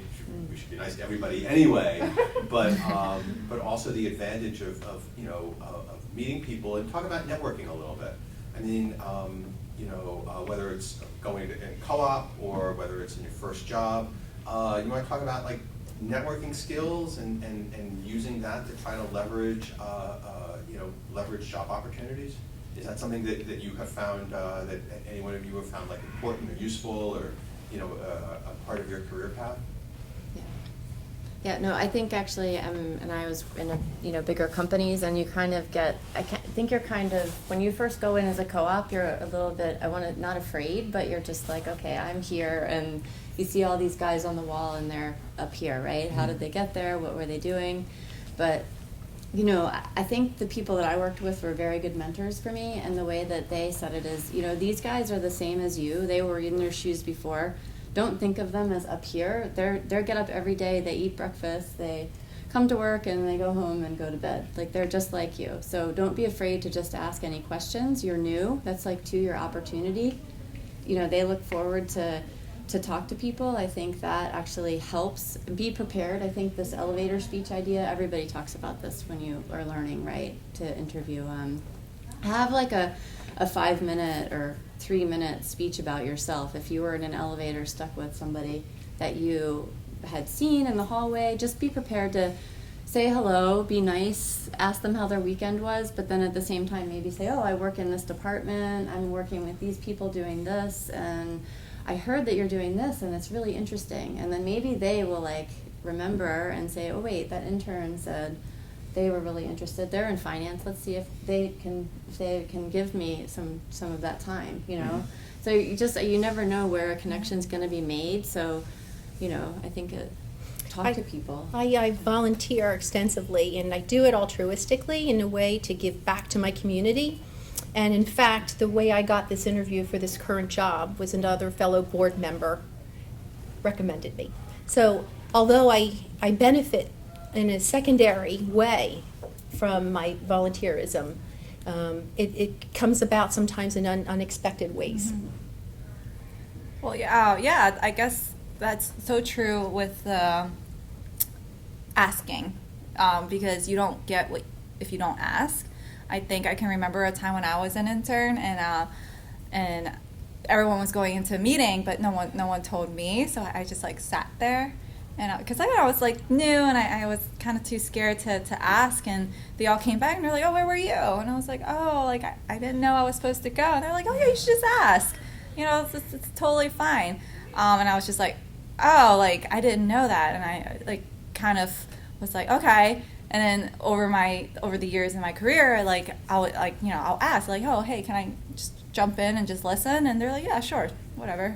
Come sit in the back, take some notes if you want to. And then how I got to my job today was actually I was working in my internship, and there was someone coming in that was new, and I was asked to train her, and I trained her, and we connected on a personal level as well. We became friends and stuff like that, and then I moved on, and then she eventually moved on, and she became actually the program manager of the program that I was in. And we were rotating out and looking for permanent placement. And it was through her network. And she was like, hey, Amy, I'm reaching out. I remember you working in this group that we were working with. And you traveled from Philly and New York a lot. And you were working remotely. I think this job is great for you. Do you want to interview? And I was like, absolutely. And it was actually how I kind of got this job, the interview for this job. And it was just through that connection. So it's everyone you meet along the way, be kind, be nice, and also you establish these networks as you go too. Yeah. I have other questions, but if anybody ever wants to jump in, they could just raise their hand. Yes. Hi. Thank you all for being on the panel. I feel like I've heard the word generalist in all of the panels, and I was wondering if that is something that a lot of people are identifying, if that's part of the Global Studies IS brand. And I was wondering if all of you could kind of speak about how do you market yourselves and what's your brand with IS and Global Studies, and if generalist is something that you kind of grapple to because it is so overarching, or if it's really a honed skill of being a generalist. Who wants to try to take that on first? I think for me, what I've done in my career is I tried not to get slotted into one path. Like you're saying, some people can for 15 years do, and that's not what I want to do. And I don't want to be a CPA. I don't want to be anywhere near finance like that. But I'm working in finance, and I think what I've tried to do is to be a generalist, is touch different areas of a business and really learn them, and even learn the other regions and cultures. Like, that's how I've generalized my experience, and I find that that's really worked for me. That's all. I think you have to be flexible as well. So like in your career, some people are going to ask you to do things you don't want to do, but you should do it if you don't know what it is, you know, because you can learn. Say yes and figure out how to do it. Yes, later. and then you prove to them that you can take something that's like incredibly like just difficult to do, or something you had no idea what it is about, and you deliver it like here you go on a silver platter, and they're like, oh my god, wow, like I totally didn't expect that you were gonna get this, and then you're in your mind, you're like, then why'd you give it to me? But anyways, you're there. But like you say yes, you know, and you take that as a learning experience. And I think that's how I kind of went through my career. I was placed in roles that I didn't particularly like, but I made, like in one role, it was like a technology role. I was like, this is not finance. This is a finance program. But I learned everything I could learn from my manager, who was a great mentor, and I'm still in touch with him today. But yeah, he knew anything you could know about data. And then now this world that we're in, everyone's looking at what they're called big data, which is this jumbled, massive, like, I don't know, stuff in the cloud, or I don't even know. But I've learned to look at data so differently through his tutorship.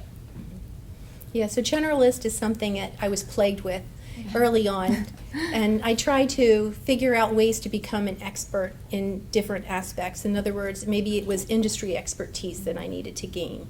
So I've embraced my generalist tendencies, and I view them and I pitch them as an asset.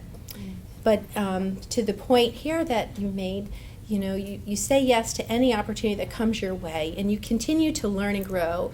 You know, I think that the biggest growth comes after college. You might think this is a moment of growth. It's the rest of your life that follows. This is just preparing you for all those opportunities. And I've just, you know, reinvented myself anew in this position where who knew I'd be the social media guru at the firm, or design a new website, corporate website. I had no idea I'd be doing something like that even, you know, 10 years ago. I mean, was it a thing 10 years ago? My class here was the first Macintosh. We had Steve Jobs come here to the school because we had bought so many of the Apple Macintosh. Oh my gosh. So yeah, and now look where we are, right? We have a cell phone. We can do everything. So. Amy, can I follow up on something that you said? Sure. When you were talking about having a job where it wasn't exactly what you thought you wanted to do. Yeah. And I actually want to use that possibly to push back against, I don't want to disagree with any of our distinguished alumni, but maybe push back against something said in an earlier panel. Students were given the advice of holding out for their dream job, and nobody's against holding out for your dream job, but I think it's also, there's something to be said for taking the job that comes along that may not be exactly what you wanted, but you can learn something from it. Yeah. And you don't know where it's going to lead you, or what doors it's going to open. And I wonder if that's, you know, I think people are so bombarded with this, you know, do what you love, follow your passion, find your dream job thing. And I'm often telling students that, will, to my advice, and to my experience, you get there eventually. But you don't always start there. Sometimes you have to sort of learn things along the way and take what comes along. And I wonder if you want to comment on that, or anybody else. Yeah, I feel like I've heard that too. Like I could have just, you know, taken that job and sat there and be grumpy for like a year and just like, you know, be miserable while doing it, or try to find something else. But like, I guess with people who are lucky enough to, you know, wait out for their dream job, like, good for you, you can wait it out. But like, you know, like 90% of us or something like that, like, we can't afford to, like, you know, just like, all right, I'm just going to move back home and like live with my parents. I felt like it's just, you have to look at it in a different perspective, right? For me, I think of things as like, things happen for a reason. I believe, and not everyone believes that, but you also have to look at everything as a learning experience, you know? Like, when are you ever going to have this opportunity? Like, there's always opportunity in something. Like, whether it's like this job or the next job, or a job that you like, a job you don't like. Like, so for this particular one, I when I found out, I looked at it and I was like, okay, it's not my favorite, but I think I could work with it. You know, they have some, like, they need help. They need someone that can be a little techie. I can learn to be techie. It's not like I don't know how to be. Googled stuff and asked a lot of questions. And it turns out that, like, you know, I actually didn't mind it at all after a while. But yeah, it wasn't something that I wanted to do, like, for my whole life. But I couldn't have done my job now without that job, because I've learned how to look at data. And, like, this job, you need to know how to look at data. So, like, it's a blessing in disguise. And I just feel like if you can afford it, wait out, but then you're missing out on an opportunity, I feel like. Yeah, I also think it actually, when I look at resumes, I just actually interviewed for our intern program, and I was looking at the resumes, and I mean, I think when you look at the resumes and somebody who maybe didn't do something because they were holding out isn't necessarily giving me that motivation that I'm looking for, because they can be motivated and also do things on the side maybe that they would want to do. Like, say you want to do the nonprofit, you know, track, but you need to work meanwhile, right? Get some experience. You can still volunteer for that nonprofit. Like, that's kind of where I'm looking for my next stage. Is I'm in a company, a corporate company, but I kind of want to get reconnected to the nonprofit finance world so that I can retire and just, you know, help a nonprofit. So you can do things in the meanwhile when you're looking for your dream job, and you keep learning. So just from an employer perspective, when I'm looking at interns and things like that, and interviews that are coming my way. Yeah, I think a path is made of footsteps, one after the other, and you got to start by taking the first footstep, and wherever it lands you. If it's a job, sometimes you can reinvent yourself within the job. You can reshape the job to suit different aspects of your life. Also, real world pressures, like the desire as a mother to be home with my child, right, helps me reframe what I'm looking for professionally, because life is a balancing act, right? We don't get it all. Like you said, you need a little nonprofit work on the side after hours. You need a professional vocation with an income. You know, a lot of different aspects come into play. So, in fact, I wrote it down. One of my big pieces of advice is to forge your own path, one footstep at a time. And I would agree that waiting it out is maybe not the best course of action. Okay. And this reminds me of another piece of, now I'll see if anybody else has any other questions, but it reminds me of another piece of advice I give students all the time, but I'd be curious to sort of hear your thoughts on it, which is, you know, people's careers go in sort of odd directions as well, right? And I get a lot of students who come to me their senior year, and I say, what are you going to do? And they say, well, I was offered a job in this insurance company where I co-opt, but I don't want to sell insurance for the rest of my life. And I just want to grab them by the collar and say, it's not what you're going to do for the rest of your life. And it sounds like everybody here has also had that experience where what you do out of college is not what you're going to do for the rest of your life. But you do make your own path. I totally agree that you just, Yeah, I lament some choices. Like, for example, Marcia Grassi, who was a legend in the marketing, right, in the business school. She offered me a job. She offered me a job in Italy, working with Emilio Pucci, a designer. I would have loved to have done that. You know, I was offered a job at Bechtel in Finland. I would have loved to have done that. But I also had to pay my own way through school. And that meant I needed to earn income and save. So there were the opportunities I've had to turn down too, you know. And I lament that, but you know, you have to have a bigger goal, and you have to keep your eye on that goal. And that was getting a degree. I was offered a job with American Express right after it was a co-op, but they wanted me to start immediately without finishing my degree. I had to turn it down, right? Because getting my degree from Drexel meant more to me than a job. Anybody have any questions? Aurelia? Sure. So I'm Rogelio Mignano. I've met you before, but I haven't met you yet.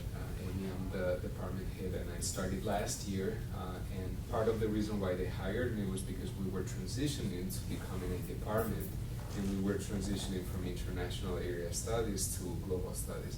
And the main reason for that transition is because we wanted to emphasize the local implications of global issues. So we're looking at international or rather transnational phenomena, but we're also looking at how that affects us here locally.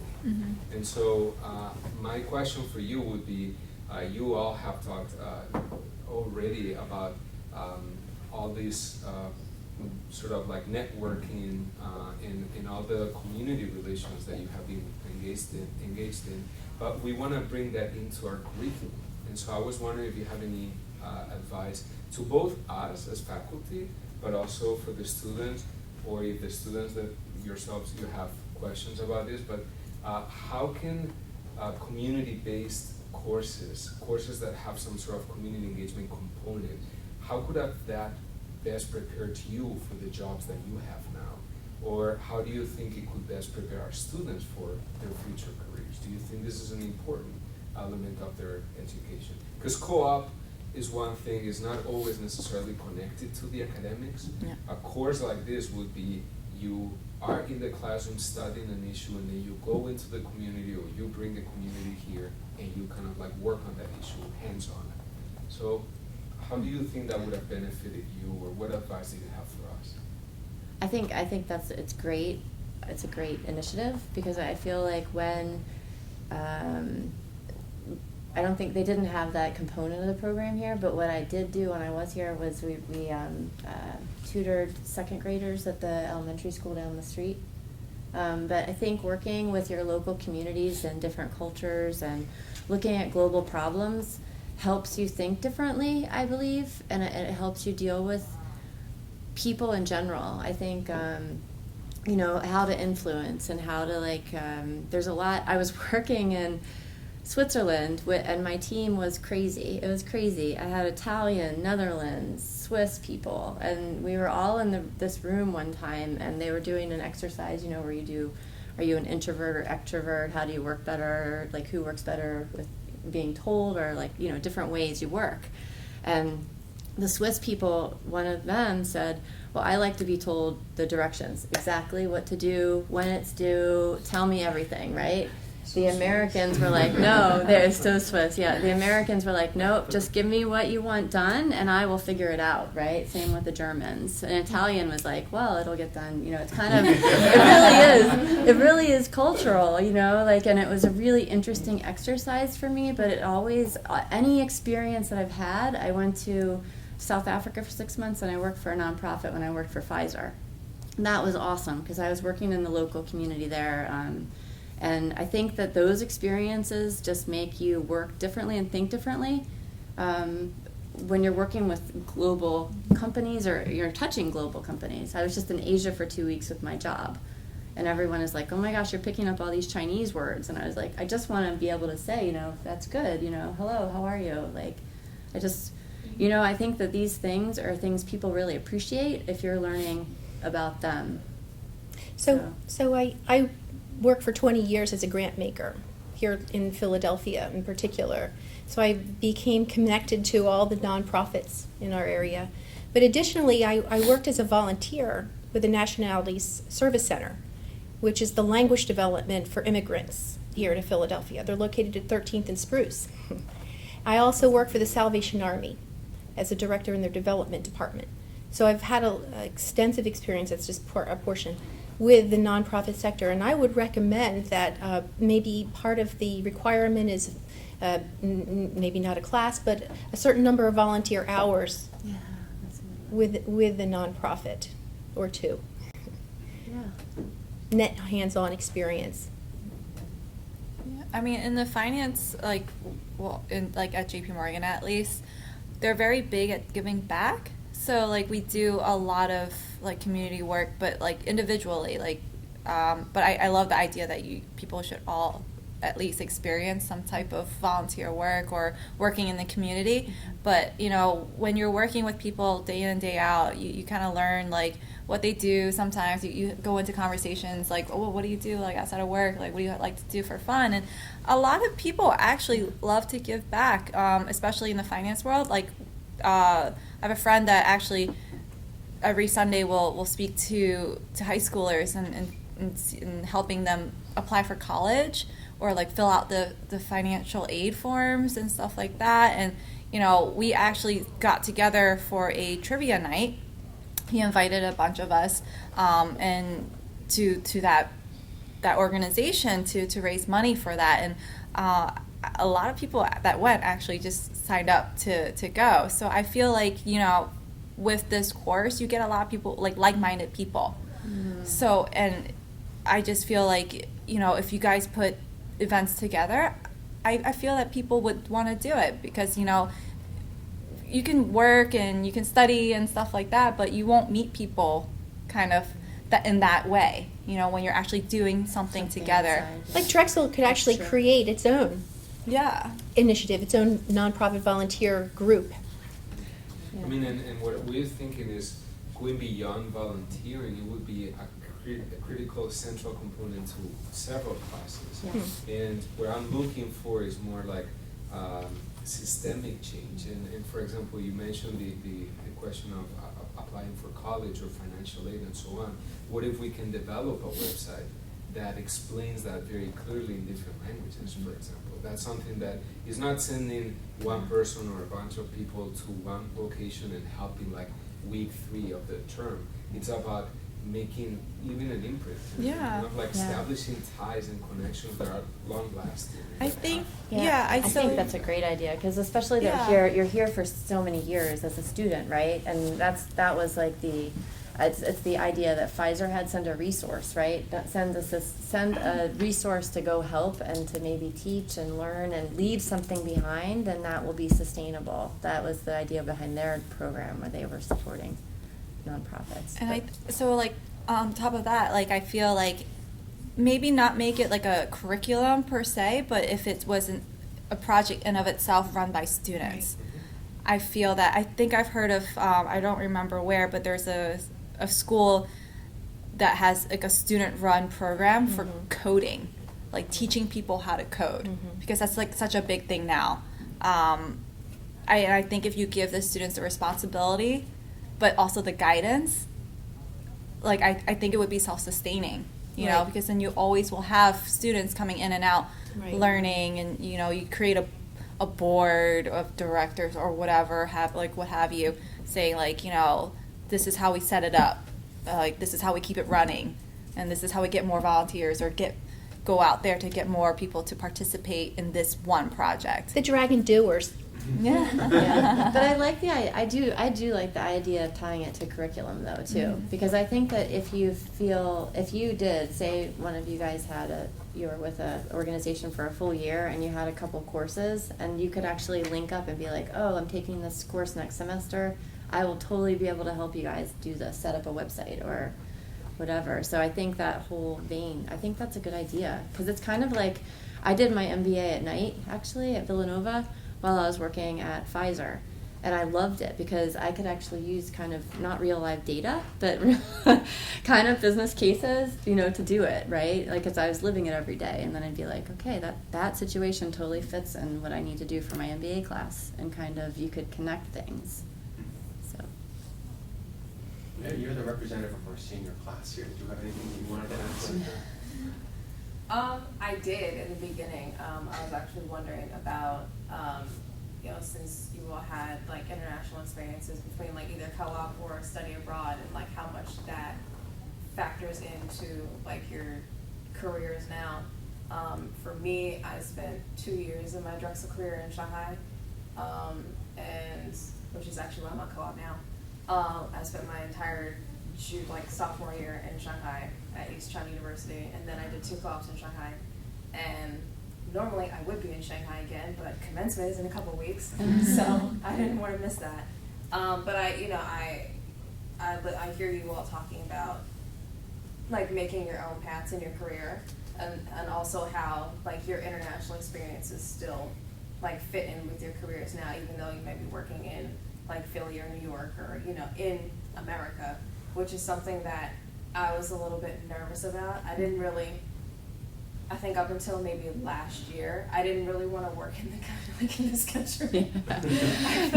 I feel like for me, like living in China and living over there and working there, because I started taking Mandarin when I was 10 years old, so I've been at it for a really long time, and it actually has become a big part of who I am. And I've noticed how much I've changed in doing my co-ops overseas and like going to China and living there.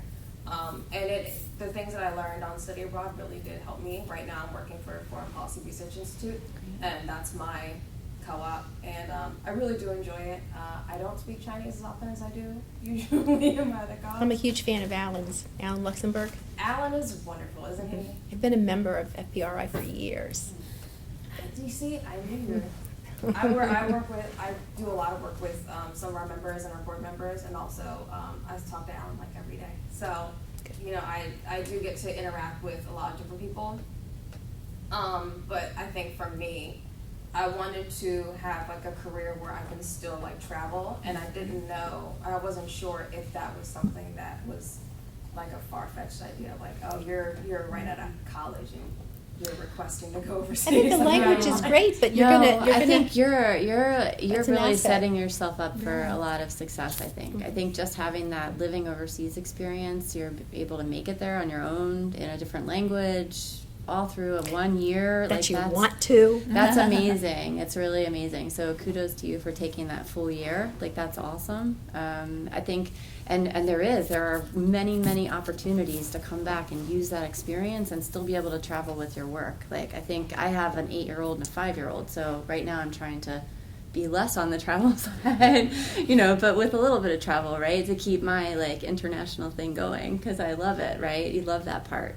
But you could do anything actually. Everybody's looking globally. Foreign policy, you can do whatever you want, like in the U.S. for any company. It's awesome. And I think employers really like that about, like, so we're interviewing as well for, like, my soon-to-be no longer position.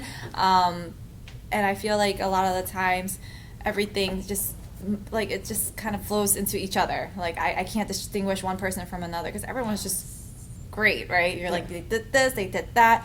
But when we see people that, like, they took, you know, like, went to China for a year and worked in China, knows a second language, knows a third language, or what have you, it really makes you stand out. Yeah. So, and it sounds like you found something that you actually want to do, right? And you should definitely just go for it. You know, a lot of times people, like, that I work with that's, like, around my age, they're like, I always want to travel. Like, I want to travel for work. And I was like, oh, so what are you doing about it? I don't know. I'm just waiting for, you know, an opportunity.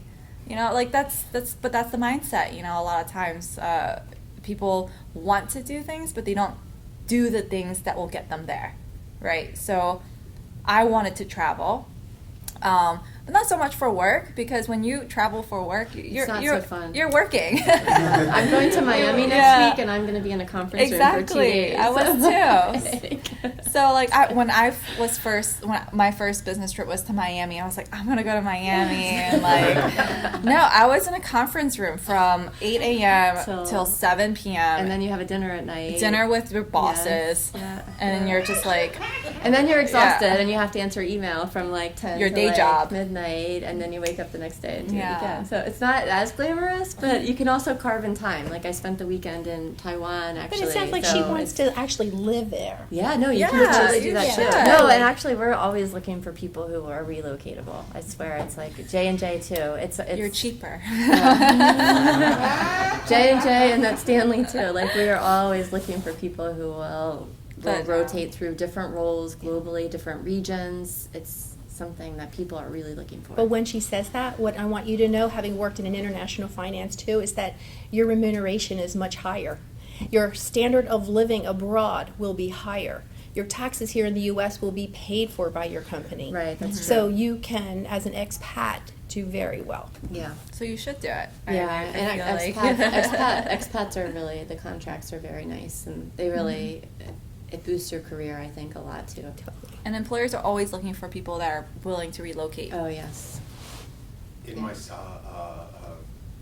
foray into the private sector, I worked for PricewaterhouseCoopers, and my first work trip was to Florida also to go to a meeting. So I don't know what it is about Florida. Florida, In that case, I think it must be cheap or I think something. it was It is very Florida. cheap. It's like $200, yeah. So you can get people to go. You tell them to go to That's Miami. well, yeah. And the Latin American group is spending the whole week there, but I only get 2 days, so I'm like, they're definitely gonna have like. And Zach is here as a member, a representative of our freshman class. And I wondered if you had any advice for people just starting out in college in terms of what they might want to do to help them start thinking about or positioning themselves in it. I mean, I suppose the usual sorts of things, right? Learn a foreign language, I don't know, take an accounting class. I always tell my students take a wines class because when you're at a business dinner, if you can read the wine list at a business dinner, And you're pick in out a charge. good wine with Pick dinner. out a That's good a good wine. one. That's, I'm actually a wine collector now. I took that advice. Even, but I think And for has it paid off? Because I get Yes. this advice all the time. Yeah, I went to work managing a company that was a wine importer distributor for a short time. I wish I took that class because I was asked to pick wines and I was You're just only like, allowed to take that class no, as a senior. I didn't yeah, pick no, that. you don't know. I had no Took idea. that 4 more years. So do you before. have any questions? Anything that you were wondering about? I'm like kind of experiencing some like brain fuzz right now because I've been here all day. There's so many. Yeah, There's so many ways to go. I think I have Yeah. like 5 pages of notes at least. I guess for me, I'm at the moment looking a lot more in sort of the last session's topic of sort of like government and law and nonprofits. But I'm also sort of hoping to do this, like you said, this sort of traveling and relocating and being willing to move around. How do I sort of balance those wanting to work somewhere that will do that, which are oftentimes sort of larger businesses, and doing this sort of nonprofit governmental stuff? Yeah, I have a friend actually who works in DC, and she's been in the nonprofit sector more for her career, and you have to, I think on that front, because it's not necessarily a huge multinational that's going to send you everywhere, like you just have to put some time in there a little bit and get some experience, but then they'll send you. They will. I think you should do something abroad during your studies while you're here. I have. Definitely that, and then, because I think she was working for FHI, I think, in Washington, and then she's working for a couple other ones, but she's going to Asia and doing all kinds of really good things with her nonprofit. But I'm still struggling to find that balance. I guess it depends on like where you are in your life, but you know how I kind of achieve both is like, you know, go to work to, you know, it's like a means to an end, right? Pay the bills or whatever, but you know, I also want that social governance, like I want to give back and stuff like that, so I volunteer as well, and I use my knowledge of the financial industry and I bring it with me. I always gravitate towards working with kids with autism, so you know, that's just kind of my way of doing it because I can't do it right now. One day, I'm pretty sure like the roads will meet and I'll have my dream job, but I'm happy with what I have right now because I can do it in my free time and I enjoy it. And if it was a job right now, I don't know how I would feel about that. But I think it takes time, you know, especially with the traveling thing too. Like, I think it depends on what you want to do as well. Some jobs, like, you don't get to travel until you have, like, it's a little more experience being there. So I guess, you know, you have to level your expectation. But then I have friends that are consultants, and they travel all the time. That's all they do. But they get burnt out so fast. yeah. It's also a good way, though, to, if you are a consultant, if you do that for a couple years and then you get out, right? Yeah. And then, but you've had that experience of traveling and being able to work in different cultures, that's also it's not a bad thing, also. Mhm. You can look at it from the upside and downside, right, Yeah. of every situation you get yourself in. I guess connected to Zach's question, do you recommend fields, like subfields within finance and sectors in which you can get kind of like a corporate responsibility direction or other parts? Where you, like, are there other branches you would recommend to get that kind of Yeah, good so we area? actually have, so in JP Morgan, we do have a corporate responsibility team. And we have a global philanthropy team as well that does something completely different. And we also have a government relations team, if you're more into more policy. And I think in most financial firms, they have that as well. And then we're in research, we're looking into establishing a more environmental social governance research team as well. So it's starting to get big again. It was big in like 2008, but then like kind of, you know, and no one was, you know, investing green anymore, but it's starting to, you know, pick back up. I'd say too, be prepared for change. When I was in school, I wanted to be a protocol consultant, an international protocol consultant, to help executives traveling abroad know different cultural, you know the landscape and know how to behave in business. And it turns out at that point it was a thing for a couple of years. By the time I got out, it wasn't a thing anymore, because companies like GSK that I interviewed with decided that they were just going to groom from within. So they took their people already working in their track and groomed them from, you know, watching and as people elevate and, you know, on track. So you have to be prepared, you know, when opportunity presents, go with that. And I hear students express interest in that field. Does that so that doesn't really exist anymore? Kind of no. Okay. Another thought I had when I was in school too, I wanted to be importer-exporter. That was big. I worked with the First Ports of the Future program that was hosted by Drexel, actually, and turning the Delaware River Basin into the largest freshwater port of the world. It has the potential to be larger than Rotterdam. But there's no political impetus behind that. Anyway, I wanted to be an importer. Well, it turns out they only get paid $14,000 a year. So, you know, again, I had a zig instead of zag. So, you know, a little bit of flexibility is going to go a long way. Yeah. And I think also if you don't find that dream job that's exactly what you're looking for, I think when you do find a job and it's good and you can learn from it, you can actually make a corporate social responsibility department. Find those other people that maybe also want to volunteer. Like, you could be the person that does that for that company. At J&J, it was very much more established. At Stanley Black & Decker, they're kind of just now getting to this purpose thing. So it's like on the beginning of its journey more. Is how to use, like, tools are like, yeah, whatever, it's tools, right? DeWalt, or it's not like so sexy like J&J's pharmaceuticals and healthcare, and it's very much more. But at the same time, there is a purpose. People have to rebuild their villages, or, you know, how can we actually help in lower economic areas with things that aren't quite as expensive, but what are some ideas, innovative ideas? They're trying to come up with solar things, right? Solar energy for batteries instead of, you know, they're really working on a lot of these things that are more corporate social responsibility, like. So you can, and that wasn't there before. So you can kind of create also that wherever you might go. So. Actually, I was gonna say that you guys are being very modest in that there isn't a strong implicit message that hasn't been made explicit yet here. But we have a panel on business, and we have 3 women here representing business, and we have 3 women with a strong international background and language, linguistic background. That is phenomenal. Yeah, I'm glad you mentioned it. Change by itself. Yes, it is.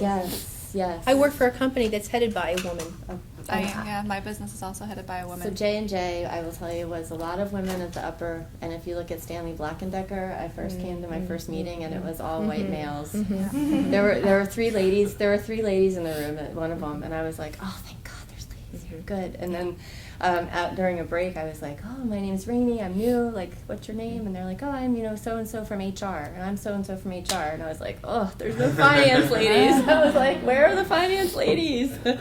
So, but we do have, like, a CFO and some others up at our corporate office, but they're actually trying to change the tide there, to be honest. When I came here, I wanted to row crew. We didn't have a women's crew team. Oh, at Drexel? At Drexel. Okay. Yeah. Well, I was the first women's crew team. I was on the first boat of 8. So we are the change. I'd like to point out that one of the reasons that you are here today is because you founded the women's crew team. I saw that on your webpage when you were. Yeah, I put it on my LinkedIn page. Kate Hughes, right here, maybe Yeah. your LinkedIn page. Kate Hughes, right here, can say, "I want her because she was on it." I know that. Like that line. We have about 2 minutes left. I think I might have said something in an email about if you had if there was one piece of advice that you wish somebody had given, maybe you've already said what that piece of advice is, but if there was one piece of advice that you wish someone had given you when you were in college and thinking about jobs, what would it have been?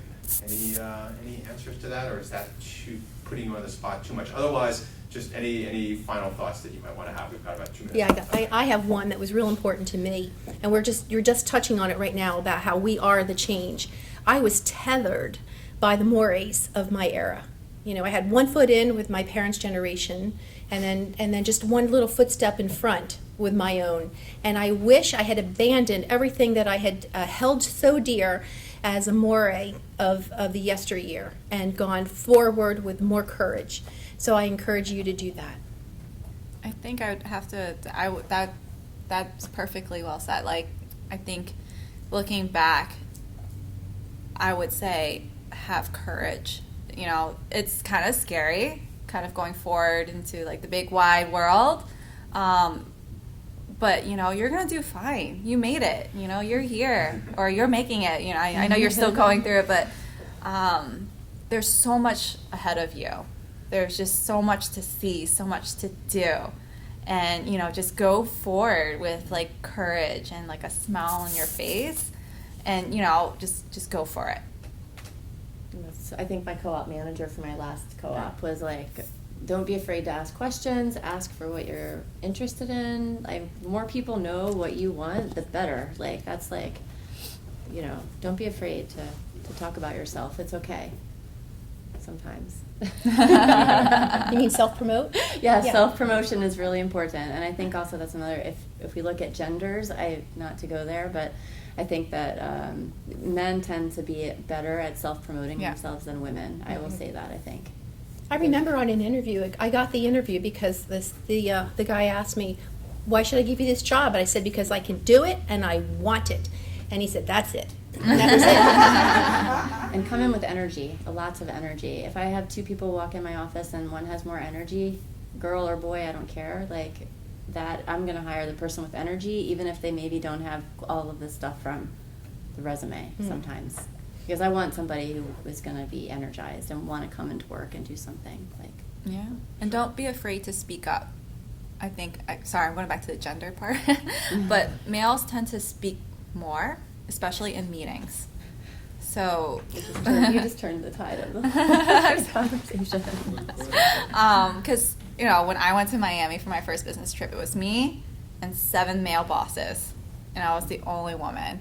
And you know what? They all like me because I speak up. I don't just like, oh yeah, like nod my head, yeah. No, I speak up if there is something they said that wasn't like appropriate, but like that's not appropriate, and they're like, you know, but no, that's you have to work with each other as well. But you know, don't be afraid to speak up. Your opinions matter, and you know, you might bring a different perspective to the table. All right, and on that, anybody? Thank you very much to our panel. Thank you. The alumni networking event that's going on. We can all walk up there together if they like. Our students are welcome at that as well. Up in the Paul Peck Center at the Study Abroad office, and I know our Global Studies students know where the Study Abroad office is. Thanks for coming to, those of you who are also panelists who are still here, thanks all of you again for coming to Global Careers Day, and I'll see you up at Paul Peck. I couldn't even remember where this building was. Yeah, I know.